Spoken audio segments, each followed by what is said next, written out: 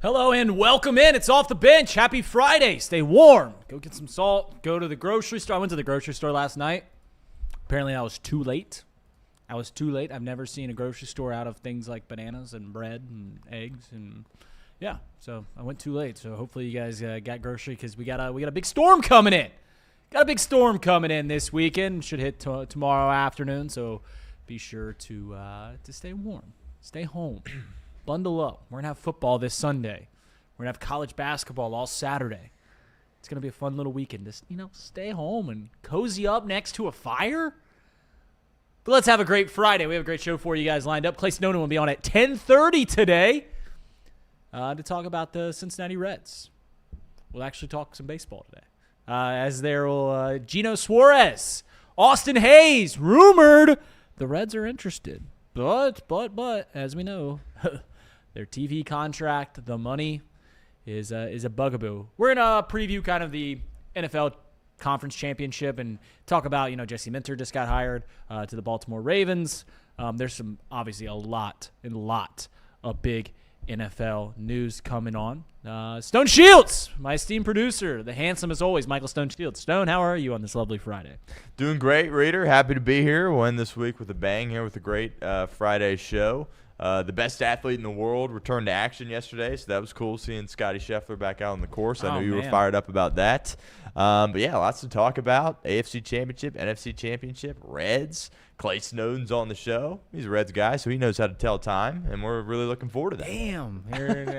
No, I see some people in the chat already, the Locked On Cubs guy. We got the wires crossed. It's all good. He apologized. It's all good. We're all good. Same Olber. We'll get him on some other time. On this show, I was admittedly excited to talk Cubs. I was talking to my dad 2 nights ago. We were out to dinner, and he's like, "Reed, how's the show going?" I was like, "It's going fun. I'm having fun doing it. It's great." He's like, "You gonna have guests on?" I was like, "I'm gonna have a Cubs guest on tomorrow." Which, you know what? That one's for me.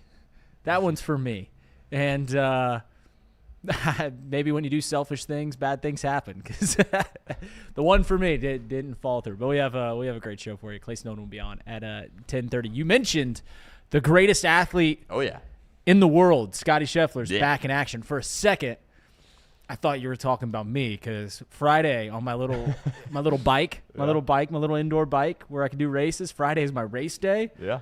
I won another one, baby. Is that back to back? Back to back on Tour de Swift. Yeah. Tour de Swift. So I was fired up. Heart rate was up to like 185 again. So, man, what an exhilarating thing winning an online virtual race in a video game can be. So that got me jacked up. It was kind of the reason we were late today because I got a little behind the 8 ball. But news came out yesterday that the Cincinnati Reds are interested in a reunion with 2 players that have obviously had a piece of Cincinnati lore. Austin Hayes from last season. Eugenio Suárez, who had almost 50 home runs last year.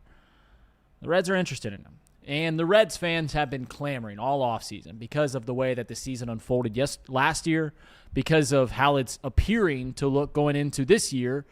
They know they need some lineup help. And what better way to bolster that lineup than with a guy who hit almost 50 home runs, a guy that has had success at Great American Ballpark, a true slugger, has averaged over 30 home runs over the last 10 years. Not many can say that in Major League Baseball. Now, as you guys are well aware, Suarez is, it's a big name. He's going to see a lot of attention from teams with more money to spend. And as the report indicated, the Reds aren't able to move forward until they get clarity with their TV deal. We'll ask Clay Snowden about this later, about A, bringing in Suarez, bringing in Austin Hayes, and then B, what happens with this whole TV contract. Because as I've noted, I don't think there is anything that can change the future of the Cincinnati Reds in a positive way than there to be in some great news on the front of their TV deal. The last 5 years now, I think it was 2019 when Fox Sports, and 2020 when the Fox Sports Ohio deal started crumbling, and the regional sports market world started to crumble, and you get teams like Bally Sports, and you get FanDuel Sports, and all of these networks, all of these companies getting in trying to get a piece of that pie. But the Reds have been bouncing around like a pinball machine on their TV market. The reason the Dodgers are able to spend the most money in baseball isn't just because they have the best attendance, which they do, but in great part is because they have their own TV network. The Yes Network generates just millions of dollars for the New York Yankees. It's why they've been able, and the Reds can't do that. They can't. They don't have a big enough fan base. They're not the Yankees. They're not the Dodgers. But still, if they're able to get a long-term solution with their TV contract, they can greatly benefit from it with their play on field. And I don't know what that looks like. I don't know if it's them doing it themselves. I don't know if it's MLB taking it over. I don't know if in the collective bargaining agreement that they come to agreement in this offseason, as we've now had a lockout looming for years, I don't know if it's all these teams, all these owners come together and they say, listen, to make this more equitable, we've got to be like the NFL and pitch our TV money together. The NFL is a much different beast. CBS, Fox, they all share the same contracts. Why would the Dodgers want to share any of their TV money with anybody else? It's part of the reason that they're able to flourish. Why would the Yankees want to share any Yes Network? But at some point, all these owners have to get together and they have to make some kind of pool. And if they're able to do this, that can greatly help not only the Cincinnati Reds, but make the sport of Major League Baseball more equitable. Now, the likelihood of the Cincinnati Reds bringing in Eugenio Suárez, it's brought up, so there's a chance, but without putting a clear-cut number on it, you got to think the chances are incredibly slim, despite the fact that he's a fan favorite, he's a Reds legend, he's a home run hitter in the smallest park in baseball, he mashes lefties. It checks all the boxes for the Cincinnati Reds. It does. It's part of the reason that when this news came out, you see all the fan accounts. Everyone that talks about the Reds, they're like, man, this would be great. And it'd be the one true move that can get the Reds fan base excited once again. And listen, regardless if they make a big move or not, when opening day comes, the streets of Cincinnati will be filled. Great American Ballpark will be filled. But it is a unique situation where Reds fans are as down as they are coming off a season where they made the postseason for the first time in 12 years. And I'm not counting COVID. Unless we're talking about the Cubs, then yes, they won the NL Central in the COVID season. But yes, it's just an interesting juxtaposition where the Reds are at. Because people should be excited. They've got a young superstar in Elly De La Cruz. They've got a Cy Young caliber pitcher in Hunter Green, and they've got one of the best rotations in baseball, and I truly mean that. Nick Lodolo, Stone hates when I call Andrew Abbott a 3, when he should be, that's one of the best 3s in baseball, because he is a 3. And he is one of the best 3, if not the best 3 in baseball. I don't know, the Dodgers have a pretty good rotation. Reds fans, despite all that, aren't excited. And you understand why. It's because the lineup isn't good and they're not making any strides. And they're kind of just crossing their fingers that Elly has a much better season and Matt McClain has a much better season and Sal Stewart pans out and Noelvi Marte pans out. And maybe you can get something, unlock something out of Key Brian Haynes, and TJ Friedel keeps the production and Tyler Stephenson goes back to the player he was a couple years ago, and yada, yada, yada, yada. But it's a lot of what ifs. What ifs. If you're living on the margins, you've got to have almost an entire lineup playing better than expected for this to be a really, really good lineup. And that's just not a good place to be.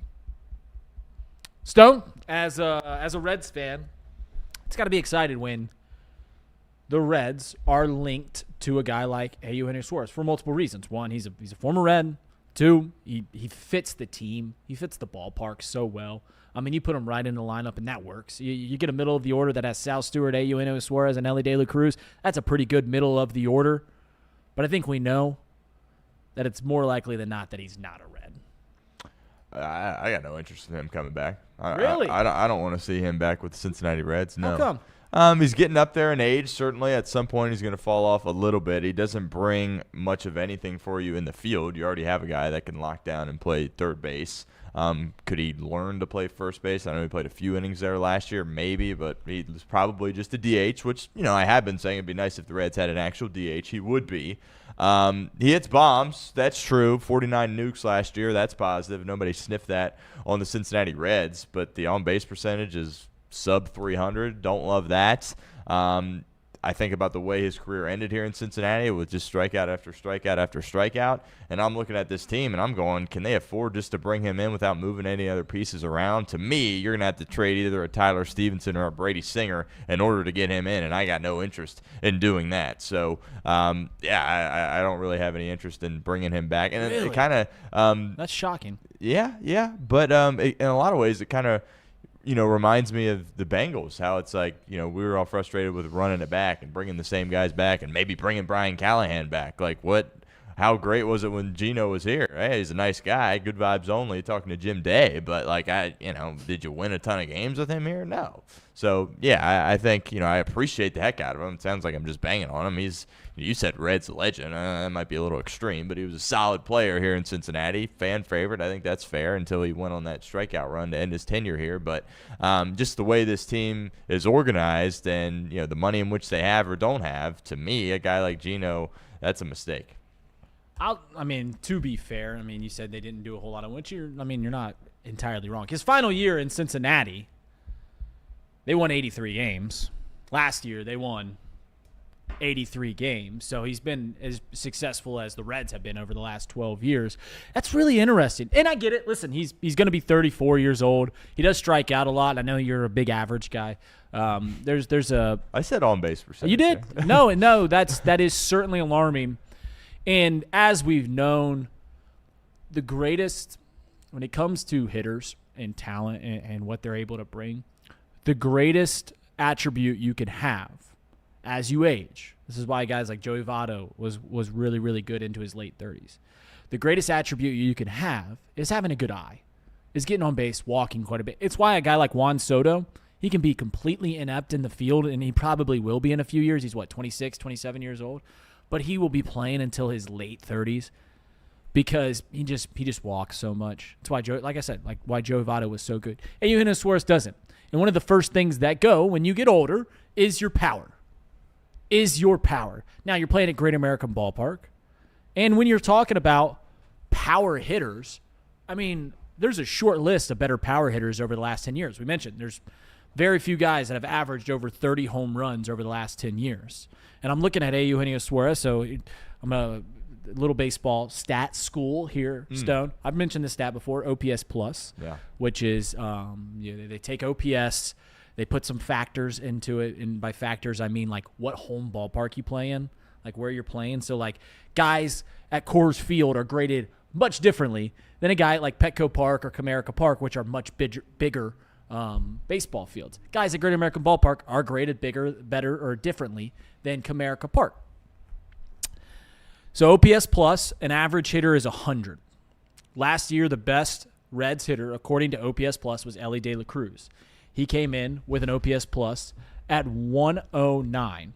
Eugenio Suárez, in the years since he has been a Cincinnati Red, his OPS plus have been the following numbers: 129, 103, 115, and 126.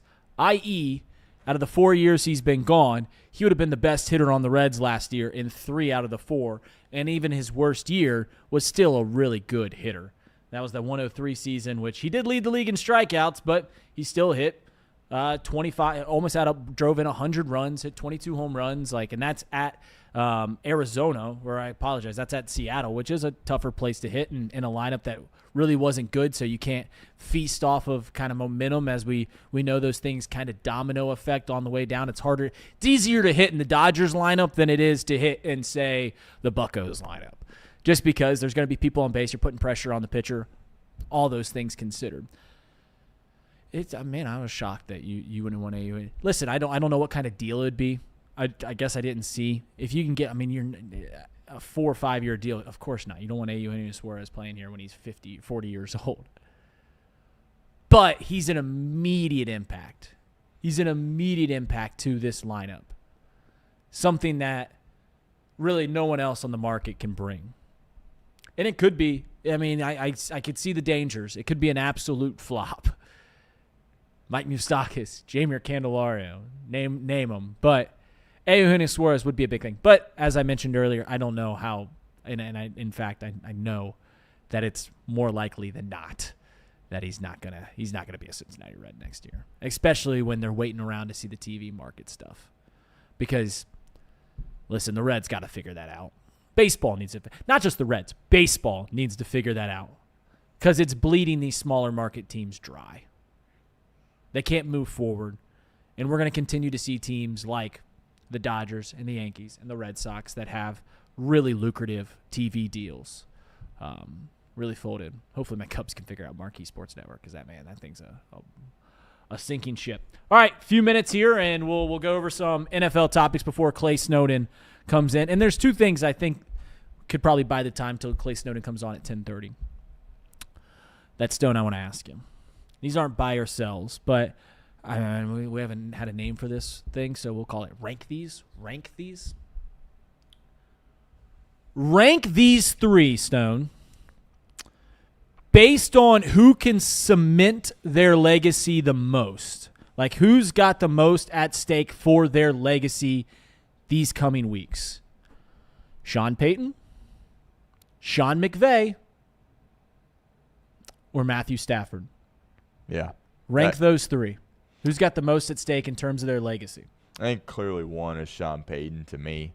If he's able to do this with a backup quarterback, and, the only thing we could even think to compare this to is Nick Foles. But Nick Foles, Wentz got hurt during the regular season. He had some starts under his belt before they got into the playoffs and they went on their run. Not the situation here with Bo Nix, right? He's coming in and he's playing in Jared Stidham. He's coming in the AFC Championship and he's got to go right now. So if Sean Payton's able to do this, I've always been a huge Sean Payton guy. And for whatever reason, it seems like he hasn't gotten enough credit in Denver. I know they play good defense, and I'm a huge Drew Brees guy, but does Drew Brees have the career he had without Sean Payton? I don't think so. So I think he's a Hall of Famer regardless, but if he gets to the Super Bowl and wins the AFC Championship at home with Jarrett Stidham, a guy that hasn't played all year, a true backup, right? True backup. This isn't like, some wily veteran that's come in here and started a lot of games or, has some experience as a starter. He is a true backup. Now, according to him, Sean Payton, he's a high-level backup. But if he can go win a game like that and go to the Super Bowl, I think clearly to me that he's number one on that list. Two, I would say Stafford, just because he's a quarterback and he's at kind of the twilight stages of his career. Again, I think Stafford's a surefire Hall of Famer. I agree. I don't think there really is any doubt about that, but he can really begin, especially if he wins the MVP and especially if he gets a second Super Bowl and maybe even a Super Bowl MVP. Of course, Cooper Kupp got that the first time they won against a team that was in this city. But I think if he's able to do that, that kind of cements him there as well. And the only reason I have McVay at 3 is there's been some rumblings about him wanting to get out of coaching or what have you, but he's got such a long way to go. It wouldn't surprise any of us if he's back in this position a lot of times. So when I think legacy, I'm not really there yet with Sean McVay, but clearly to me, Peyton won. Yeah, it's just how you end is almost as important as how you start. We could all agree that the past few years of Bill Belichick, we still think he's one of the greatest coaches ever, but it's left a sour taste in your mouth, right? That's why some of these guys want to go out on top. That's why you want to be, when you're a quarterback, Peyton Manning, John Elway, you want to go out on top. Tom Brady. He didn't go out on top, but, that run in Tampa certainly cemented his legacy. But Sean McVay, if they win this weekend, he'll make 3 Super Bowls before he's 40. 3 Super Bowls. Might win 2 before he's 40. That is quite the legacy to start. But you are right that he's clearly probably the third most, because you really don't start thinking about legacy till you're near the end. And I'll be the first to admit, I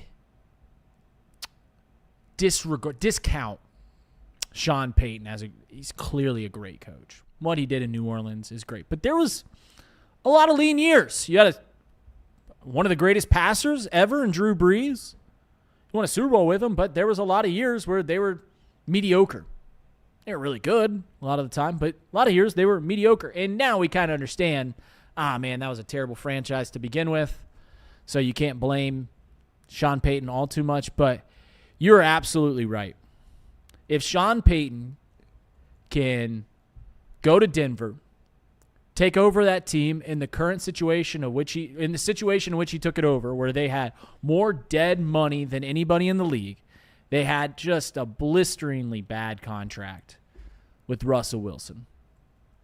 Move off him and pretty immediately draft a guy that I wouldn't say, listen, there were some people, knocking the door for ringing the bell for Bo Nix, but he certainly wasn't one of the marquee quarterbacks in that class. And still to this day, I even discount him. But to win almost immediately with him, make the playoffs, and in year 2 be the number 1 seed. Now he's hurt, and you're playing against a really good team in the Patriots, and you go to the Super Bowl with Jarrett Stidham, who hasn't taken a snap all season long. Yeah. That can completely change how you think about an entire legacy when it comes to Sean Payton. So then you talk about Matthew Stafford. I think Matthew Stafford, as you mentioned, already a Hall of Famer, already has that Super Bowl win that so many just need. We saw just flounder in a terrible situation in Detroit for way too long. We promised him here on Off the Hang on, Bench. Reader. All right. He's ready to go. Are we? Okay, we lost YouTube for a second, but now we're back on YouTube. So, Okay. yes, let's welcome in our guests. Hey, welcome back. Welcome back, guest. Hopefully, I don't even know if I made a good point or a bad point, but I was making points. Yeah. And, all right, we filibustered long enough. Clay Snowden. Been trying to get you on Off the Bench here for a long time. Thank you so much for joining us on a Friday. You look dapper as always, as Craig Sandlin put on Twitter. How are you, my man? Thank you. Yeah, happy to be here. Always love coming on and chatting it up. All right, let's talk about the Cincinnati Reds. They were in the news yesterday as they were rumored to be talking to free agents Austin Hayes and Eugenio Suárez. I got to ask, we know that the TV contract, they're waiting to see how that plays out before they can move forward on the free agency. What are your thoughts on the Reds? A, going after players like Austin Hayes, a reunion with Austin Hayes or Eugenio Suárez, and B, how likely do you think it is that they bring either one of these guys in?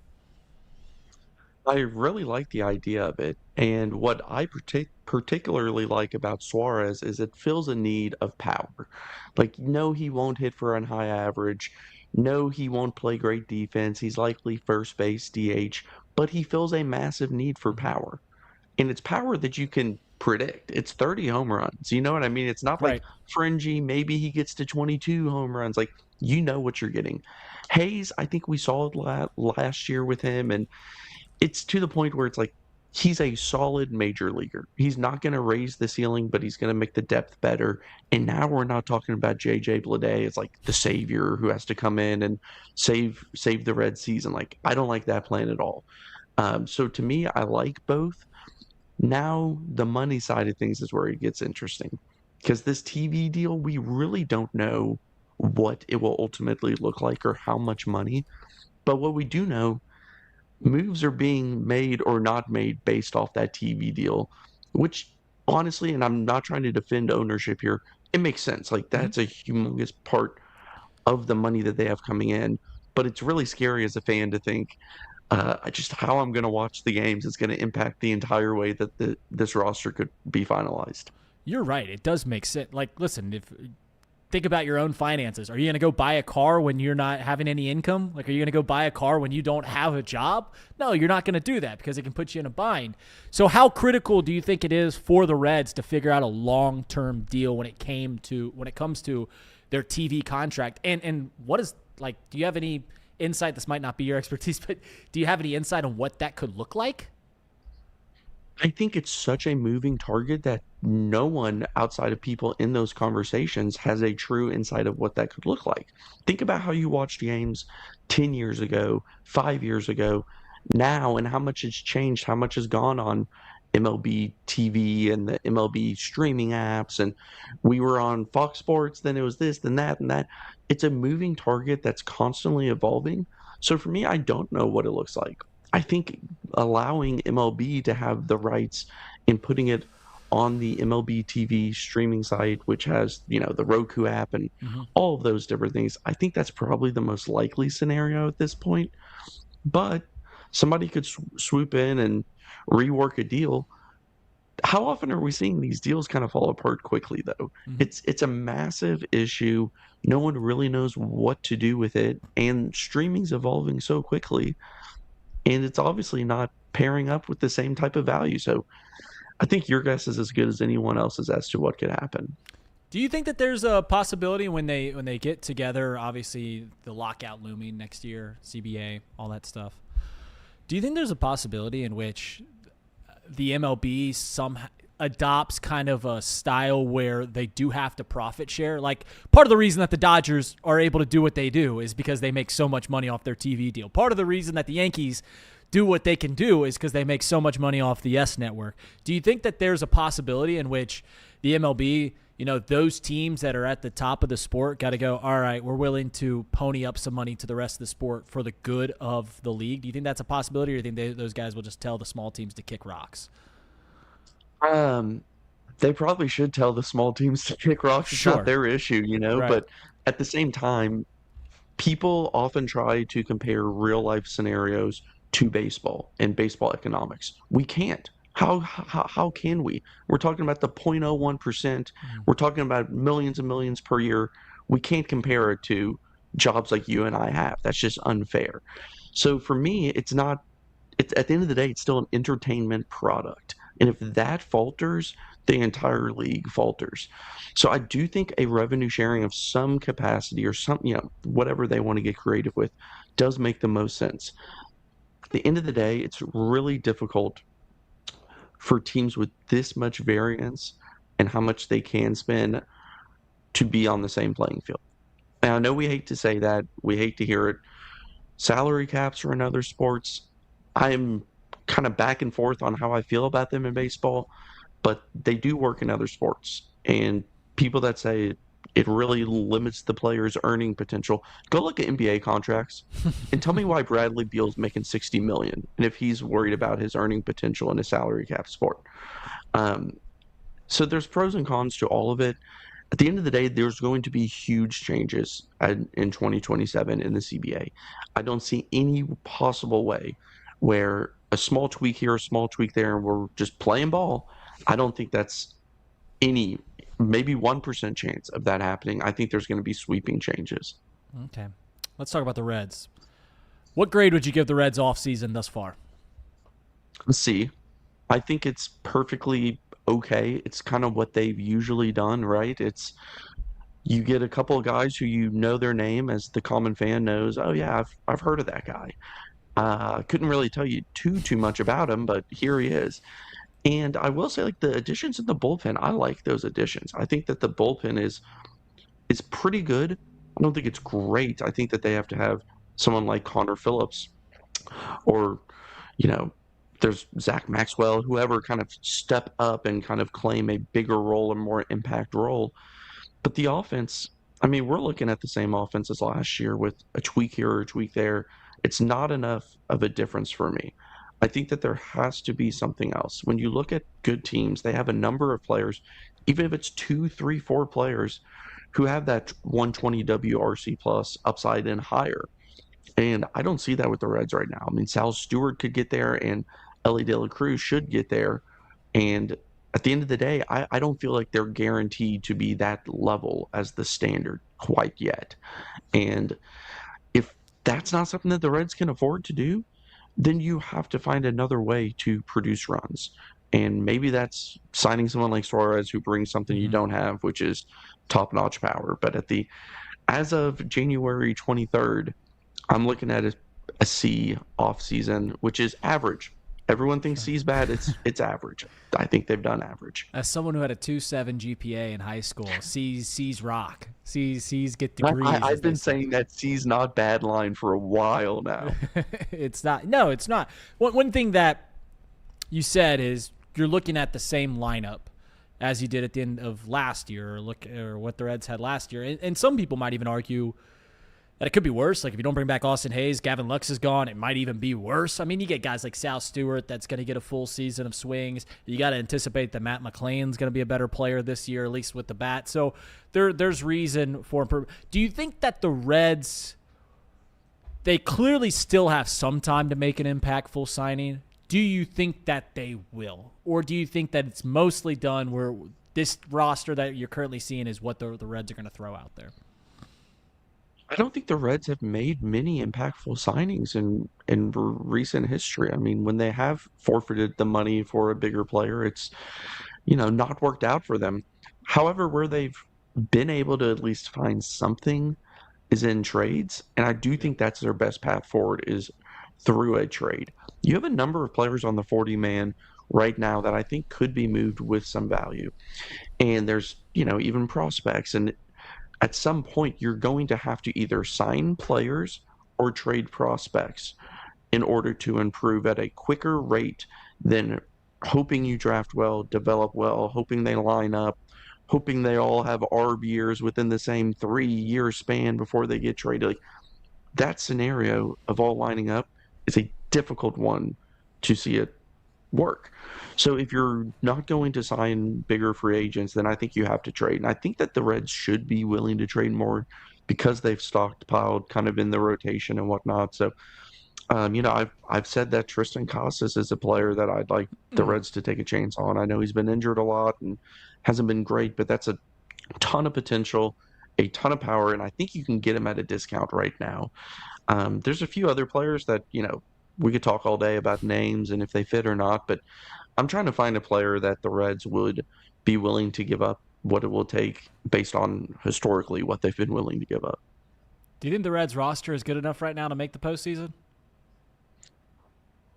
It's a tough question, but my gut tells me no, as much as I hate to say that. I think the rotation is.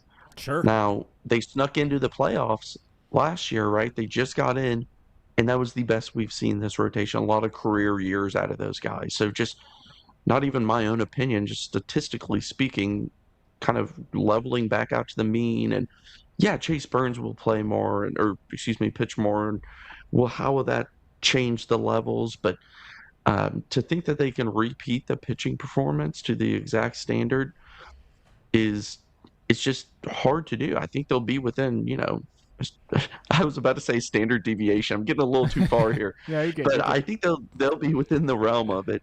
But how much higher is the ceiling of this offense? I love Sal. I think Ellie has another level. Certainly. I think Matt McLain can be better. No but doubt. Outside of that, I'm just struggling. Yeah, no, it's when you look at this lineup, I've made this point for a while.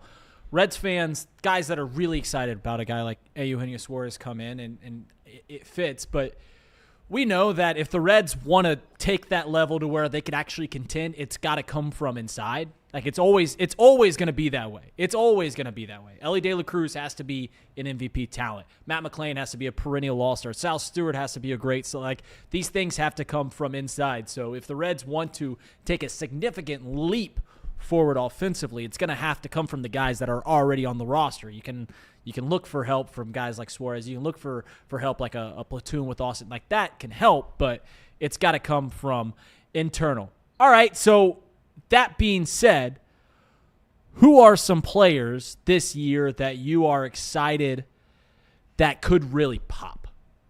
That could really, go ahead. Yeah, it has to start with Ellie. I mean, that is your player that you're building around.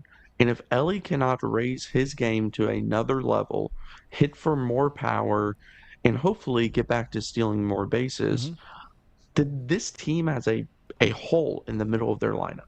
He's by far the most important position player. And they're going to go as far as Ellie's ceiling will take them in 2026. So can Ellie get to the power that we know he has? Can he get back to being a more dynamic overall player? It's not to say he's been bad, but I think we all know what the expectation has been and what the reality has been. And there's a bit of a gap there. And that's okay. He's a young developing player. Like, that's okay.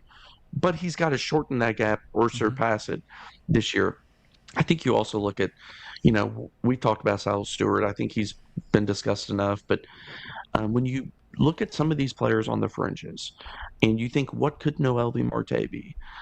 Can he take a leap? We saw him take a big leap in the beginning once he was back with the Reds last season. But then he faltered down the stretch.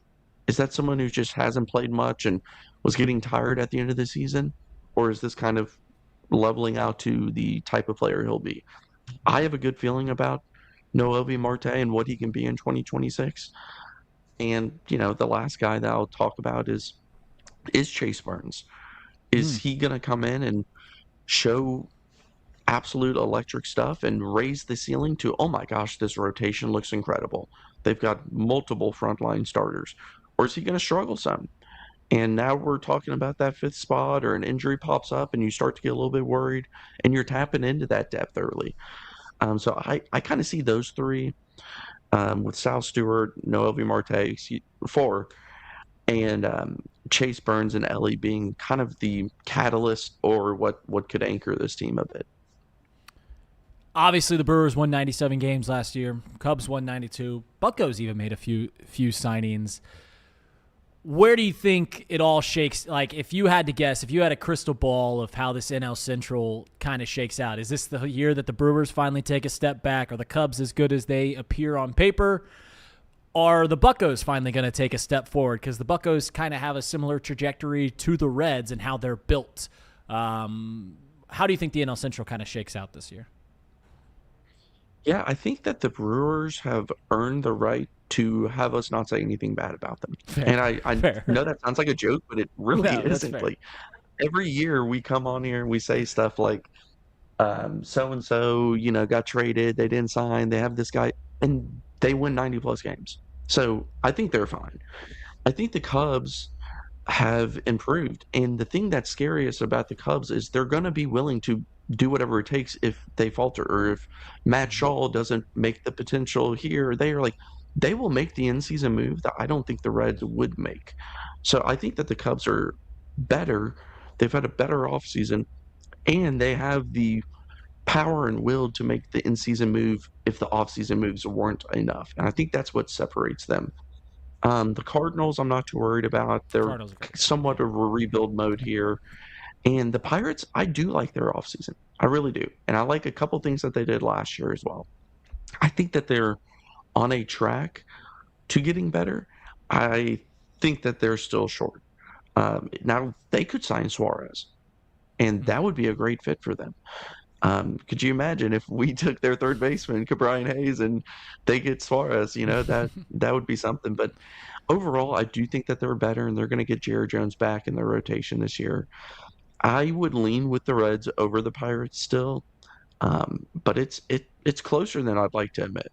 Yeah, no, and they've got the number one prospect in baseball. Like, they are an interesting team to where I think if they win 68 games, no one would be surprised, right? But I think also you can see a world in which they creep into that mid-80s, and they're playing kind of exciting baseball, which they're trying to get over. I mean, Paul Skeens is incredible. Jared Jones is great. Mitch Keller, if he's your three, that's a pretty good rotation. Like, they're an exciting team, and we'll see kind of how it all shakes out. Clay, thank you so much for joining us here today. I appreciate you coming on. And are you local to Cincinnati? I forget where you live. I am in Lexington, Kentucky. Okay, so you're dealing with this snow coming up too, huh? Oh yeah. All right. Oh yeah. If you haven't been to the grocery, make sure you get there, because I went last night. It was all. I'm sure it won't be a zoo today, but thanks again for having me on, and always enjoyed talking with you all. Yeah, absolutely. See you, Clay. Thanks, man. Clay Snowden, Just Baseball, covers the Reds on Just Baseball. Man, that was good stuff. One thing that I think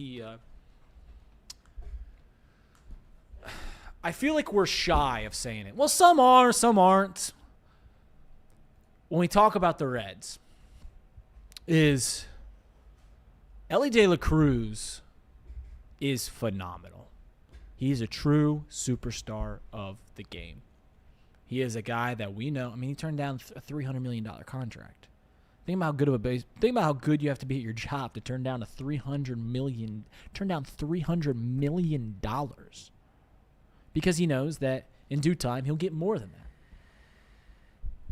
But I think we are also here in Cincinnati. Some are shy to say Ellie needs to be better. And I don't think that's being overly critical. I do not think that's being overly critical. And listen, we do it on the Bengals all the time. There's some people that will defend Joe Burrow tooth and nail, even when he plays a bad game, me being one of them. But sometimes you need your best players to step up another gear, especially if you want to get to a new plateau. So that was really good insight from Place. And listen, he said a lot of things. And the biggest two takeaways that I want to take from his thing is the Reds offseason is not nearly as bad as some are making it out to be. It's really not that bad. They have made a lot of moves that have marginally made them better. And if you're able to do that, I mean, we see this with the Brewers. I think Chatterbox, our very own Nick Kirby, says this all the time. Reds fans want to be the Brewers, but don't want to do the things that make the Brewers the Brewers. Can you imagine if the Reds traded away Freddie Peralta? Imagine if you just trade away Hunter Green right now, which was rumored at the beginning of the season, but that's stuff that the Brewers do.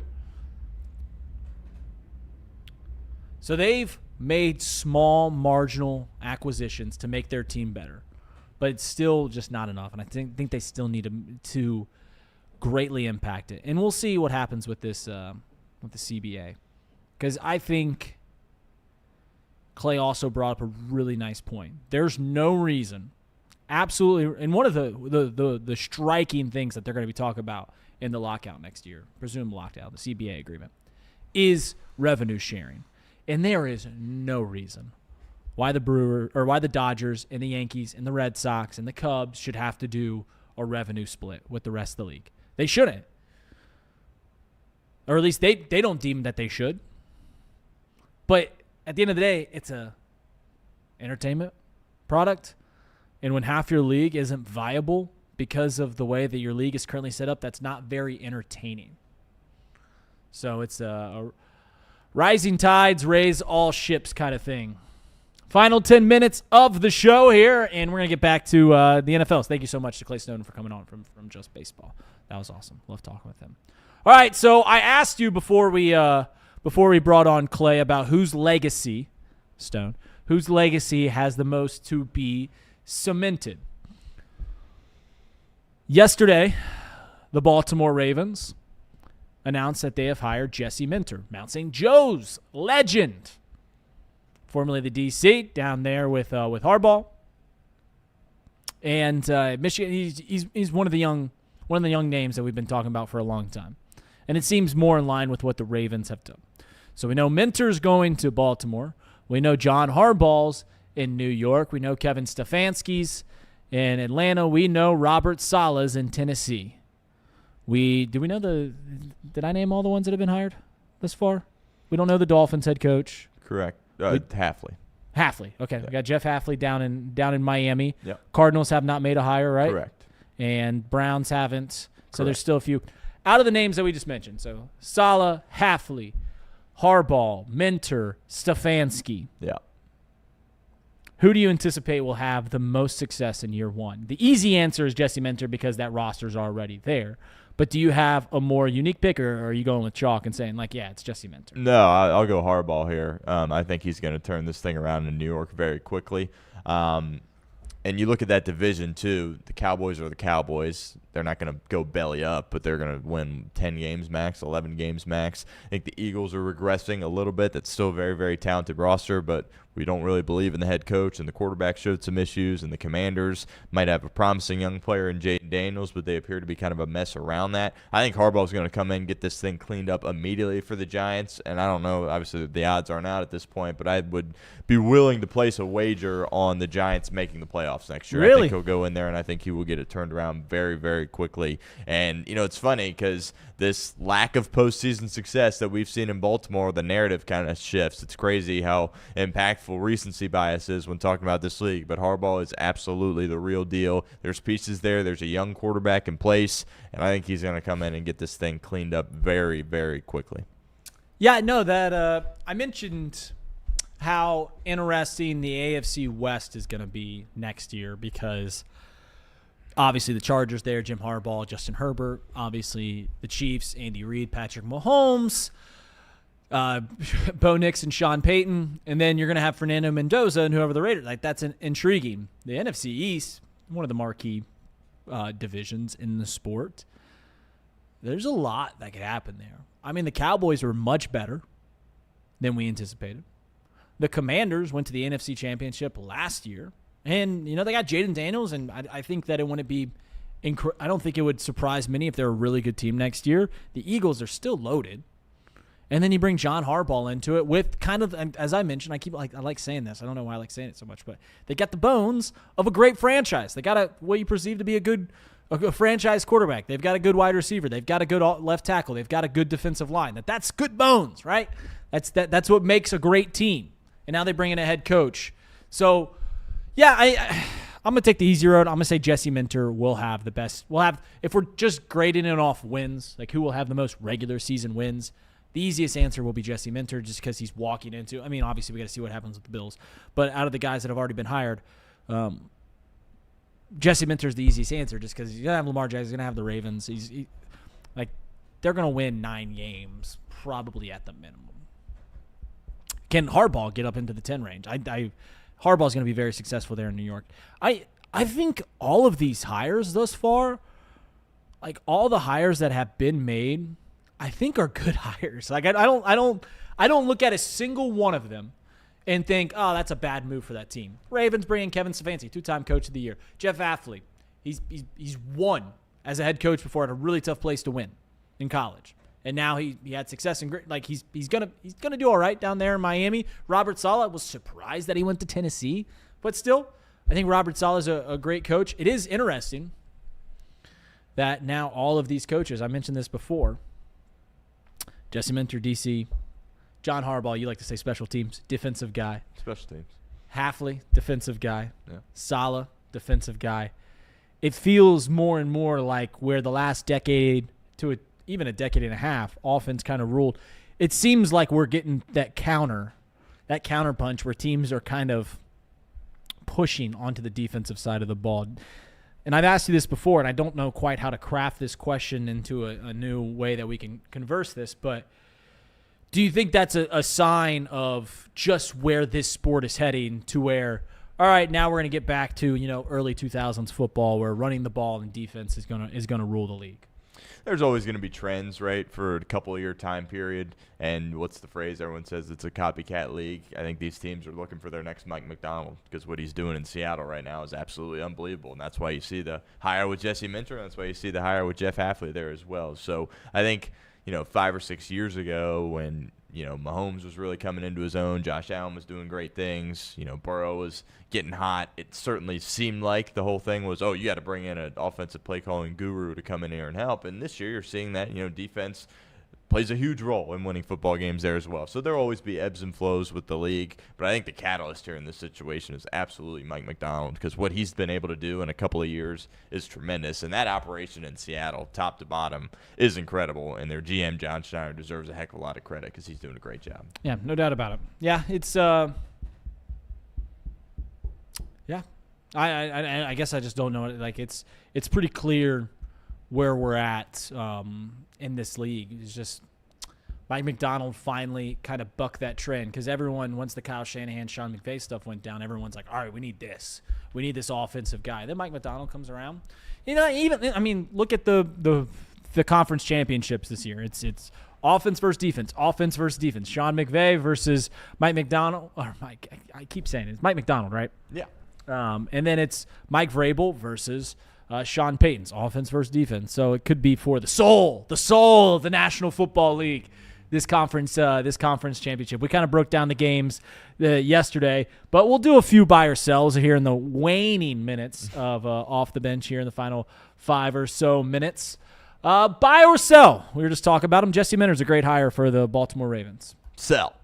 Ooh. I am, as a Bengals fan today, I feel way better than when John Harbaugh was the coach. Not to say that he's going to, it's not going to blow up in their face, I don't think. When you take a look at what he brings to the table, he left Michigan. He went with Harbaugh to the Chargers. That defense with Staley leaving, they were a mess, and he cleaned it up pretty quickly. And what do the Ravens need to do to get back to playing in the playoffs and competing for the division title? They need to clean up that defense. So I have some faith he's going to be able to do that.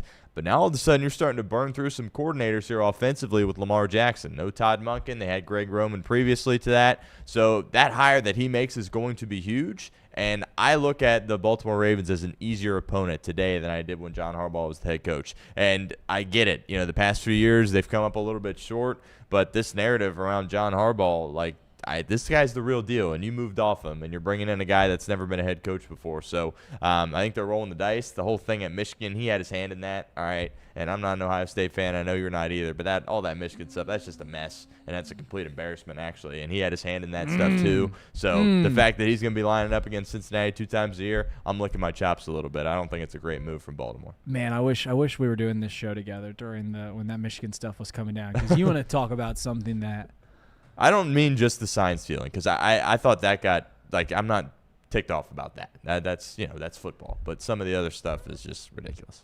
Like what? I mean, well, look what happened to Sharon Moore. Sharon Moore was in place, right, and all that. He was suspended. Harbaugh's been suspended multiple times even before the sign stealing stuff. It's just a mess of an operation over there, an embarrassment.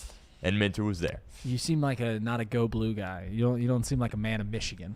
I'm just no bias here. I just call I think there's a little bit of bias. Yeah, I just call it how I see it. I think there's a little bit. Listen, when it came to the sign stealing stuff, I love that because it truly felt like, and maybe I'm just, you could easily say that I'm just too far away from college football, but it really felt like there was two fan bases that really, really cared about the Michigan scandal, and the rest of the country didn't give a rip. It felt like Michigan State and Ohio State were just talking about it all the time, and everyone's like, "You guys still on that? Let's just move on. Let's move on." But I mean, it's also the same guy that really didn't care too much about the Houston Astros stuff either. I didn't care. As I argued with our homeboy Elliot Rearing, I think on the show one time, he used to always Rob Manfred said, "You want me to take away a piece of metal talking about the Commissioner's Trophy after the World Series?" And everyone got up in a roar, and I was like, it is kind of just a piece of metal. It is. I mean, that's literally what a trophy is. I don't know what else you want him to say. Yeah, when it comes to Jesse Minter and the Baltimore Ravens, similar. We talked with Clay Snowden about baseball. The Brewers kind of just get slack. They trade away their ace, and you're just like, yeah, it'll probably work out because it always seems to work out. That's how I am with the Ravens. I'm looking at them right now, and eventually the Bucs got to stop somewhere. And maybe it's here. But, yeah, I think it's a good hire. I mean, he's very highly regarded for many a reason. And we'll see. I guess we will see. I mean, he's got a good roster. He's got it well built. All right, here's the final buy or sell I'll ask you, and it's about the conference championships. Yeah. The National Football Conference Championship is the real Super Bowl. Whoever wins that's going to win the Super Bowl. Buy or sell? I'll sell. Interesting point that whoever wins it's going to be favored in the Super Bowl. I'll tell you that much. But I think there's a real world where New England can win the Super Bowl. And I think people are just saying it's automatic that the Patriots are going to go. I think the Denver Broncos have a little bit of life here. They have a little bit of life here. And I know the number's 4.5, and if you want to be really sharp, I think Patriots win, Broncos cover. That could be a little bit of an option there, but I think they're going to hang in there. I think it's going to be a game. I don't think this is going to be a blowout. And let's say Jarrett Stidham goes out there and looks fine in this game, then you can't just completely write him off in the Super Bowl, right? So I hear what you're saying. The winner definitely is going to be favored, I would say, regardless if it's Los Angeles or Seattle. But this thing's not over yet. I think it's disappointing because we would have liked to see Josh Allen have an opportunity against Bills Patriots round 3, right? We're getting round 3 in the West with Seattle, Los Angeles. It would have been cool. But Denver has some life here, and I think the AFC has some life as well. Yeah, I mean, if you ranked these 4 teams, still around in their current iteration. You would say the Seahawks and Rams are 1 and 2, however you determine them. Most would probably put Seahawks 1, Rams 2, and then you'd put Pats 3 and Broncos 4. But I'm with you. I'm with you when it comes to the AFC Championship game. Like, I think everyone is just like counting out the Broncos. They're at home. They got Jarrett Stidham, who's hasn't had a snap all year, but they got Sean Payton.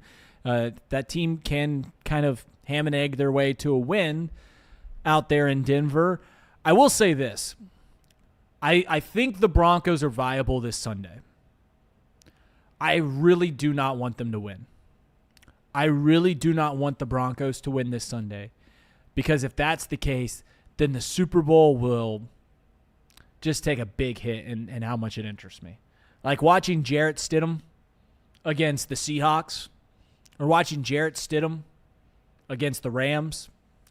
I'm going to watch, but I'm not going to be like, it doesn't intrigue me all that much.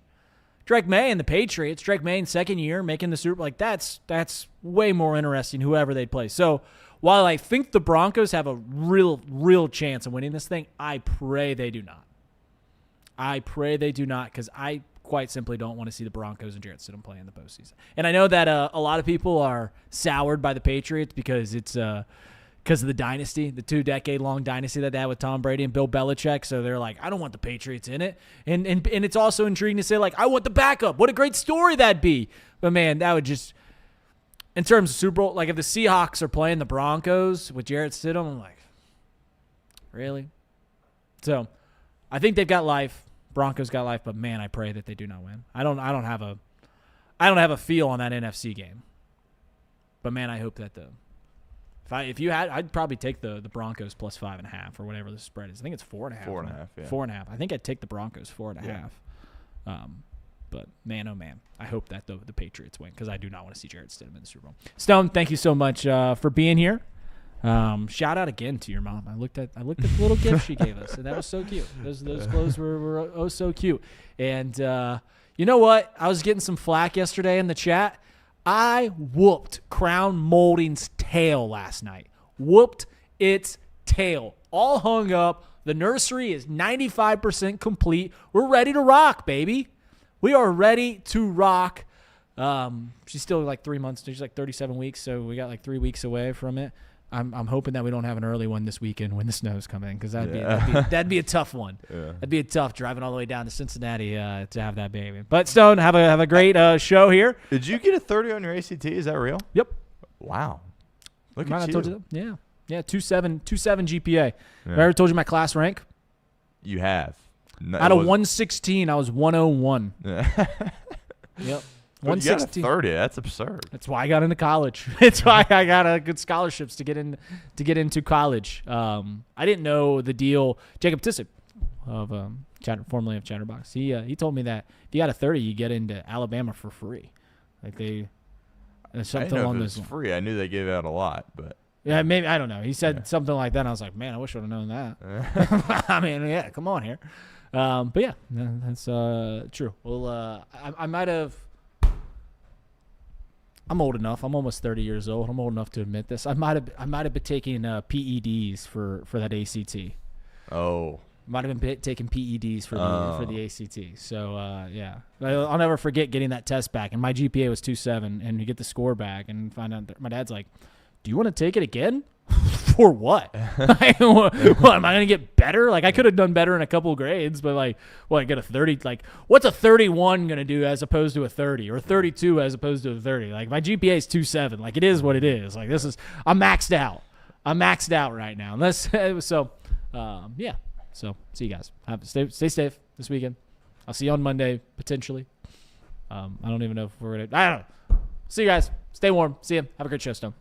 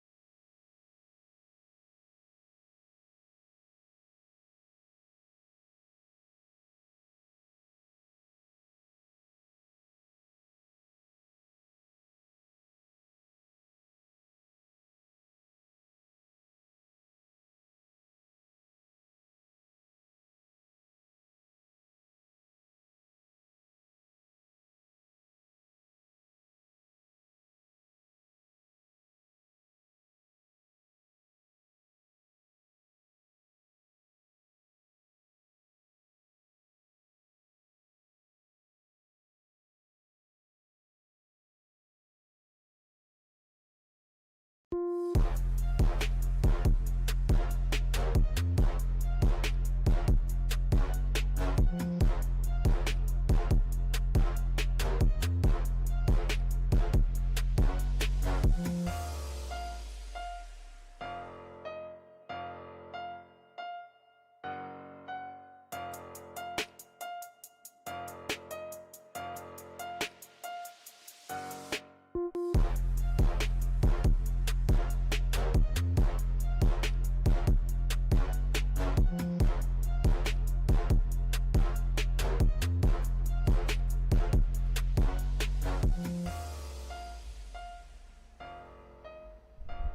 right, here we go. Welcome into the Stone Shield Show. We are here. It is Friday, January 23rd. Appreciate everybody making us part of your day here at the show. Lots that we need to discuss, as there was a report surrounding Major League Baseball that surfaced last night about the Reds potentially having interest in Eugenio Suárez and Austin Hayes. I've got some thoughts on that. Clay Snowden was just on off the bench with Reed Mouse, and that interview will go out either later today or later this weekend. Great stuff from Clay as they were chopping it up about baseball in general, and more specifically the Cincinnati Reds there as well. So we'll talk about that. We'll also talk a little football on the show, kind of dive in to that. The AFC Championship and the NFC Championship are this weekend. Only 3 games left in the NFL season, which is pretty crazy. And then we'll certainly dive into free agency, the draft, but our focus will then shift to the other local professional ball club, and that is the Cincinnati Reds there, of course. So pretty hard to believe. Less than a month, pitchers and catchers are going to be reporting. Spring training will be underway, and then before we know it, opening day will be here. So we're going to talk about those 2 football games. I do think they're more intriguing than I think some people believe. Obviously, a lot of people are interested in the NFC title game, but I think the AFC Championship game be a little bit different if it was like in New England, right? But the home field advantage here for Denver. They have a solid defense. They have an elite head coach in Sean Payton. I feel like people are kind of writing off Denver a little bit. I still think New England wins the game.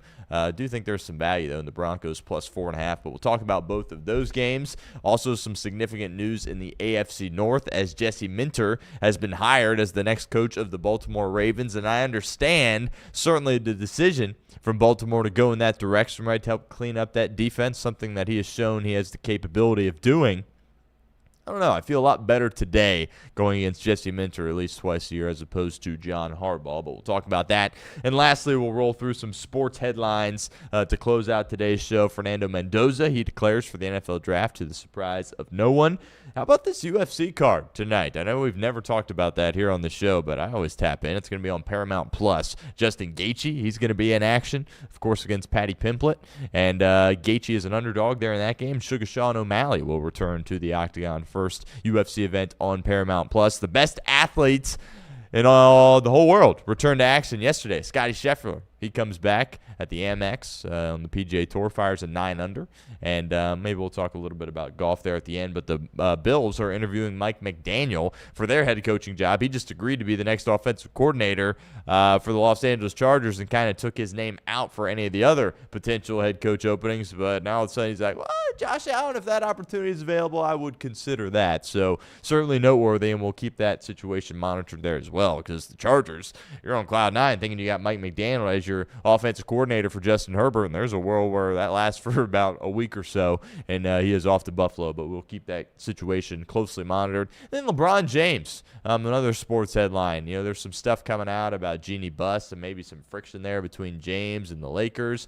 Pretty hard to believe. This is year 8 for him in Los Angeles, year 23 in the league, and it just doesn't seem like the same LeBron when he talks. He feels like he's just kind of disconnected and is just kind of showing up and doesn't really care, I guess. So it'll be interesting with new ownership in Los Angeles if this could be his last year, or if, of course, he ends up retiring. Still a solid player, obviously, but at his age, not nearly the guy he once was. But some interesting comments there that we will dissect on today's show. But appreciate everyone as always. Make sure you hit that thumbs up icon if you haven't done so already. Like the stream. Subscribe to our channel here. Just hit 21,500 subscribers here at the channel. On our way to 22,000. Find the podcast. Leave us a 5-star review. That really would go a long way, and we would greatly appreciate it. If you missed the show live, totally fine. Understand. It's 11 o'clock to noon on a weekday. But the podcast is out shortly after we wrap up here at around 12 o'clock, and you can find that wherever you get your podcast. But appreciate everyone as always. And let's kind of dive right in here to this Cincinnati Reds stuff. So we've been talking talking about some of the moves Cincinnati has made this offseason. Kind of status quo. Clay Snowden was just on with Reed Mouse, and Reed asked him to grade the Reds offseason to this point, and he said C. And I totally agree with that. And C is average, right? A lot of people hear C and they think, oh, failure. It's just kind of average, right? They didn't move the needle or get any of us excited. They threw their name in, their hat in the ring for the Kyle Schwarber sweepstakes. Obviously, that did not end up transpiring in Cincinnati's favor. But they addressed the bullpen. Certainly a position of need for Cincinnati. Some tweaks needed to be made there. I liked all those moves. Made a trade, obviously, for Dane Myers, then brought in a guy that struggled the past couple of years but has, somewhat of a ceiling in J.J. Bleday. So kind of status quo, no big moves, but at the same time, I don't think you could say it's a failure for Cincinnati at this point. So I totally agree, and C is kind of where we're at. Now, the whole debate right now in Reds country is, well, we've been talking about this bat, right, this hypothetical bat that Cincinnati's going to have, that they're going to add and help bring offense to this team, and that really hasn't materialized here to this point, and there's been some questions. Is that ever going to materialize, or is it going to be basically the same lineup as last year? If you remember the Austin Hayes signing, that was pretty late last offseason, so there still is a world where they can make this happen, but starting to run out of time here a little bit. Obviously can make any move they want before opening day, but, around spring training, pitchers and catchers reporting less than a month away, you would like to see this signing get done sooner rather than later, and there was a report that came out last night that the Reds are interested in Austin Hayes, who, of course, they signed to a one-year deal last year,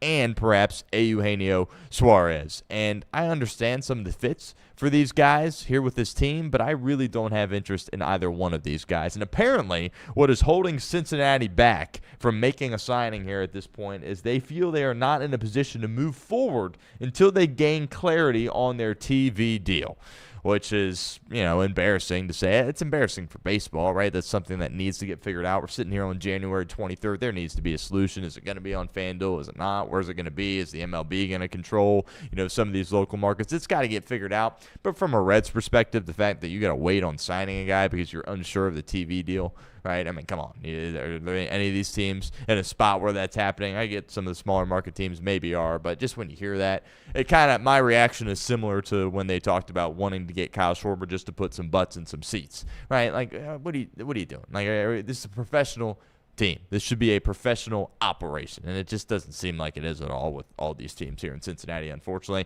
and the Reds certainly are in alignment there with the Bengals as far as I'm concerned. It's just non-serious operations, right? But I guess they're going to wait, see if this thing gets figured out, and then potentially it will get figured out at some point. The games are going to be on TV come opening day, but then what do you do if you're the Cincinnati Reds, and what bat do you go after? And like I said, the two names that they've been connected to are Austin Hayes and, of course, Eugenio Suárez. And we'll start with the Suarez stuff.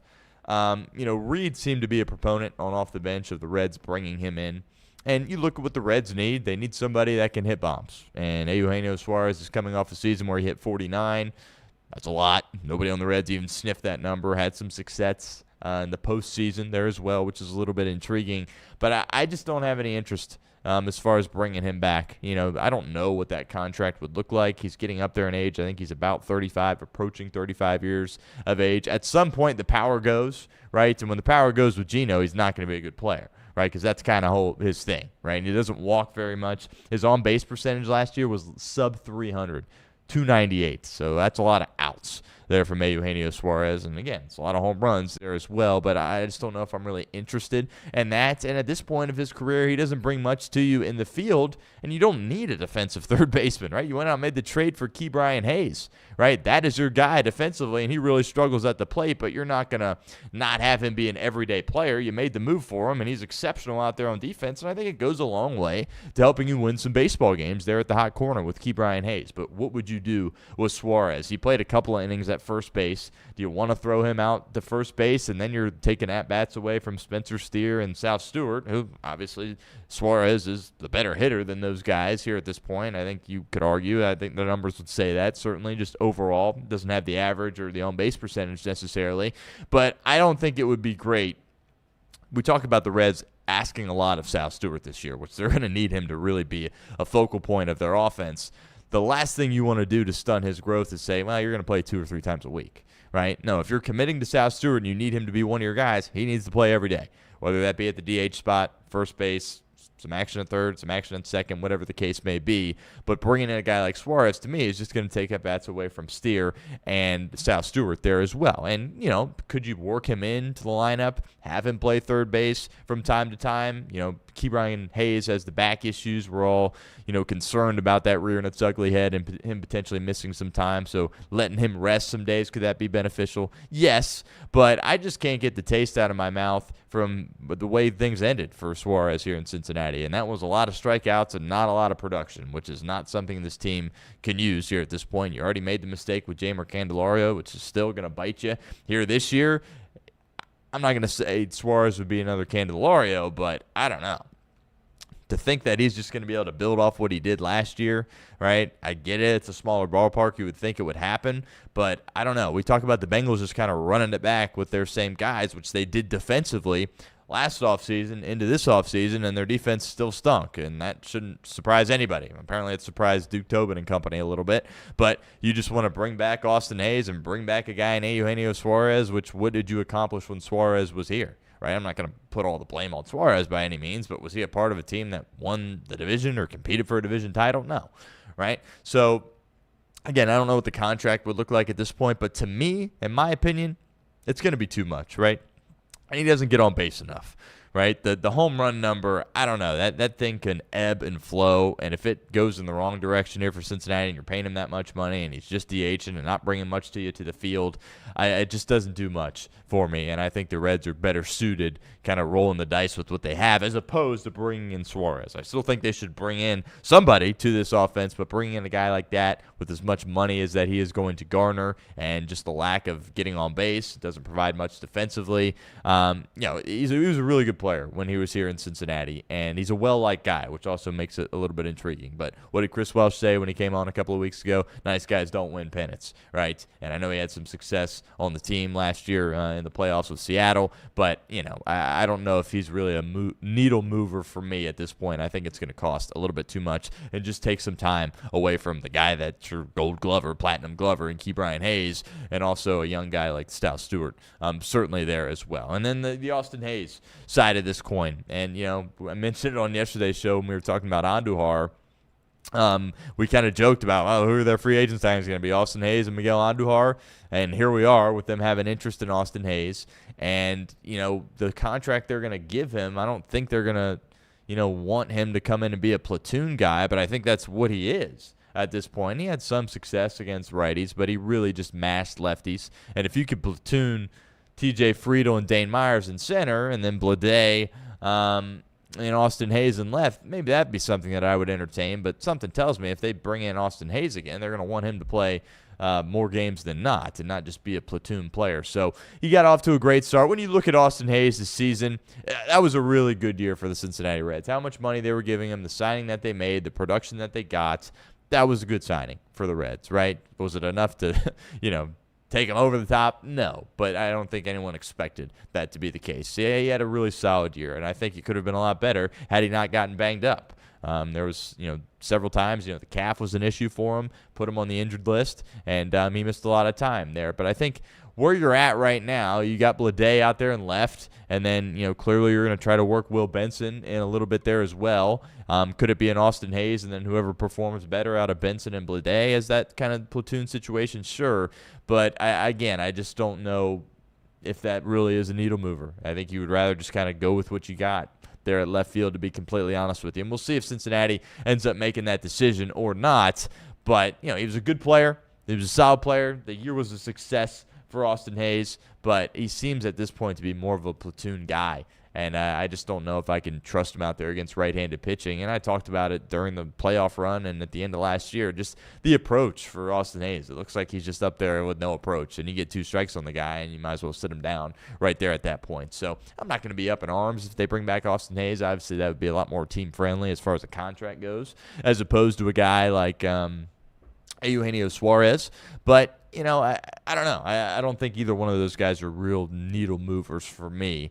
And I think, it might be a hot take, but I think Suarez does more bad than he does good despite his upside. And I would look at other avenues as far as trying to add help to this team. But it'll be fascinating to see how it transpires. We'll see how this TV deal shakes out. But I just think at this point with the guys that you have, it's imperative for Sal Stewart to get a lot of at-bats. And if you're going to bring in a guy that could just take at-bats away from him, I don't really understand that thought process there as well. And Suarez is a defender, isn't the same guy he once was and was never really that great, but you got your platinum glover there at third base, right? You got to play him, right? The bat is not going to be good. We know this, but you made the move, and the defense is great, so he's got to be out there. And would love to, get some more home runs here on this roster, but I don't know if it would be the best move for them to go after a guy like Eugenio Suárez. All right, let's talk a little bit about these championship games, AFC Championship and NFC Championship. We'll start with the AFC side of things. And I'm just kind of looking through the list here, and I'm thinking about some takeaways because you can really start to talk about legacy-defining moments, right? Because you make your money in the regular season, of course, but then when postseason comes around, that's what people remember. That's that legacy-defining stuff. And there's a bunch of different guys that really can be remembered in a different light if they have some success over this game or the next two games, obviously, if they're playing in the Super Bowl. And the first guy that comes to mind is Sean Payton. I've been a big Sean Payton guy for a really long time.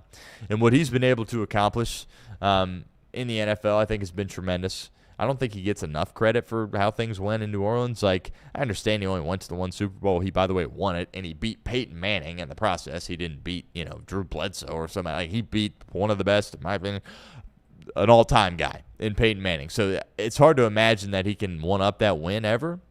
But it's like, if you win a Super Bowl with Jarrett Stidham, or you beat New England and go to the Super Bowl with Jarrett Stidham, I think that certainly could rival it. And you think about how quickly he turned things around. I mean, in New Orleans, there's a narrative that he didn't win enough. I mean, 17 seasons there, went to the playoffs 9 times, won the division like 7 times.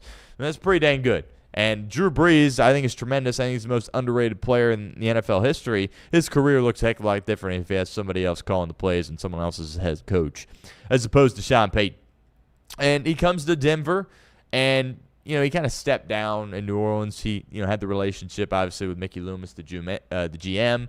And he's like, hey, we kind of just want to, move on here. He didn't want to, make it ugly by any means, but you always knew he was going to come back to coaching, did TV for a year. It was great.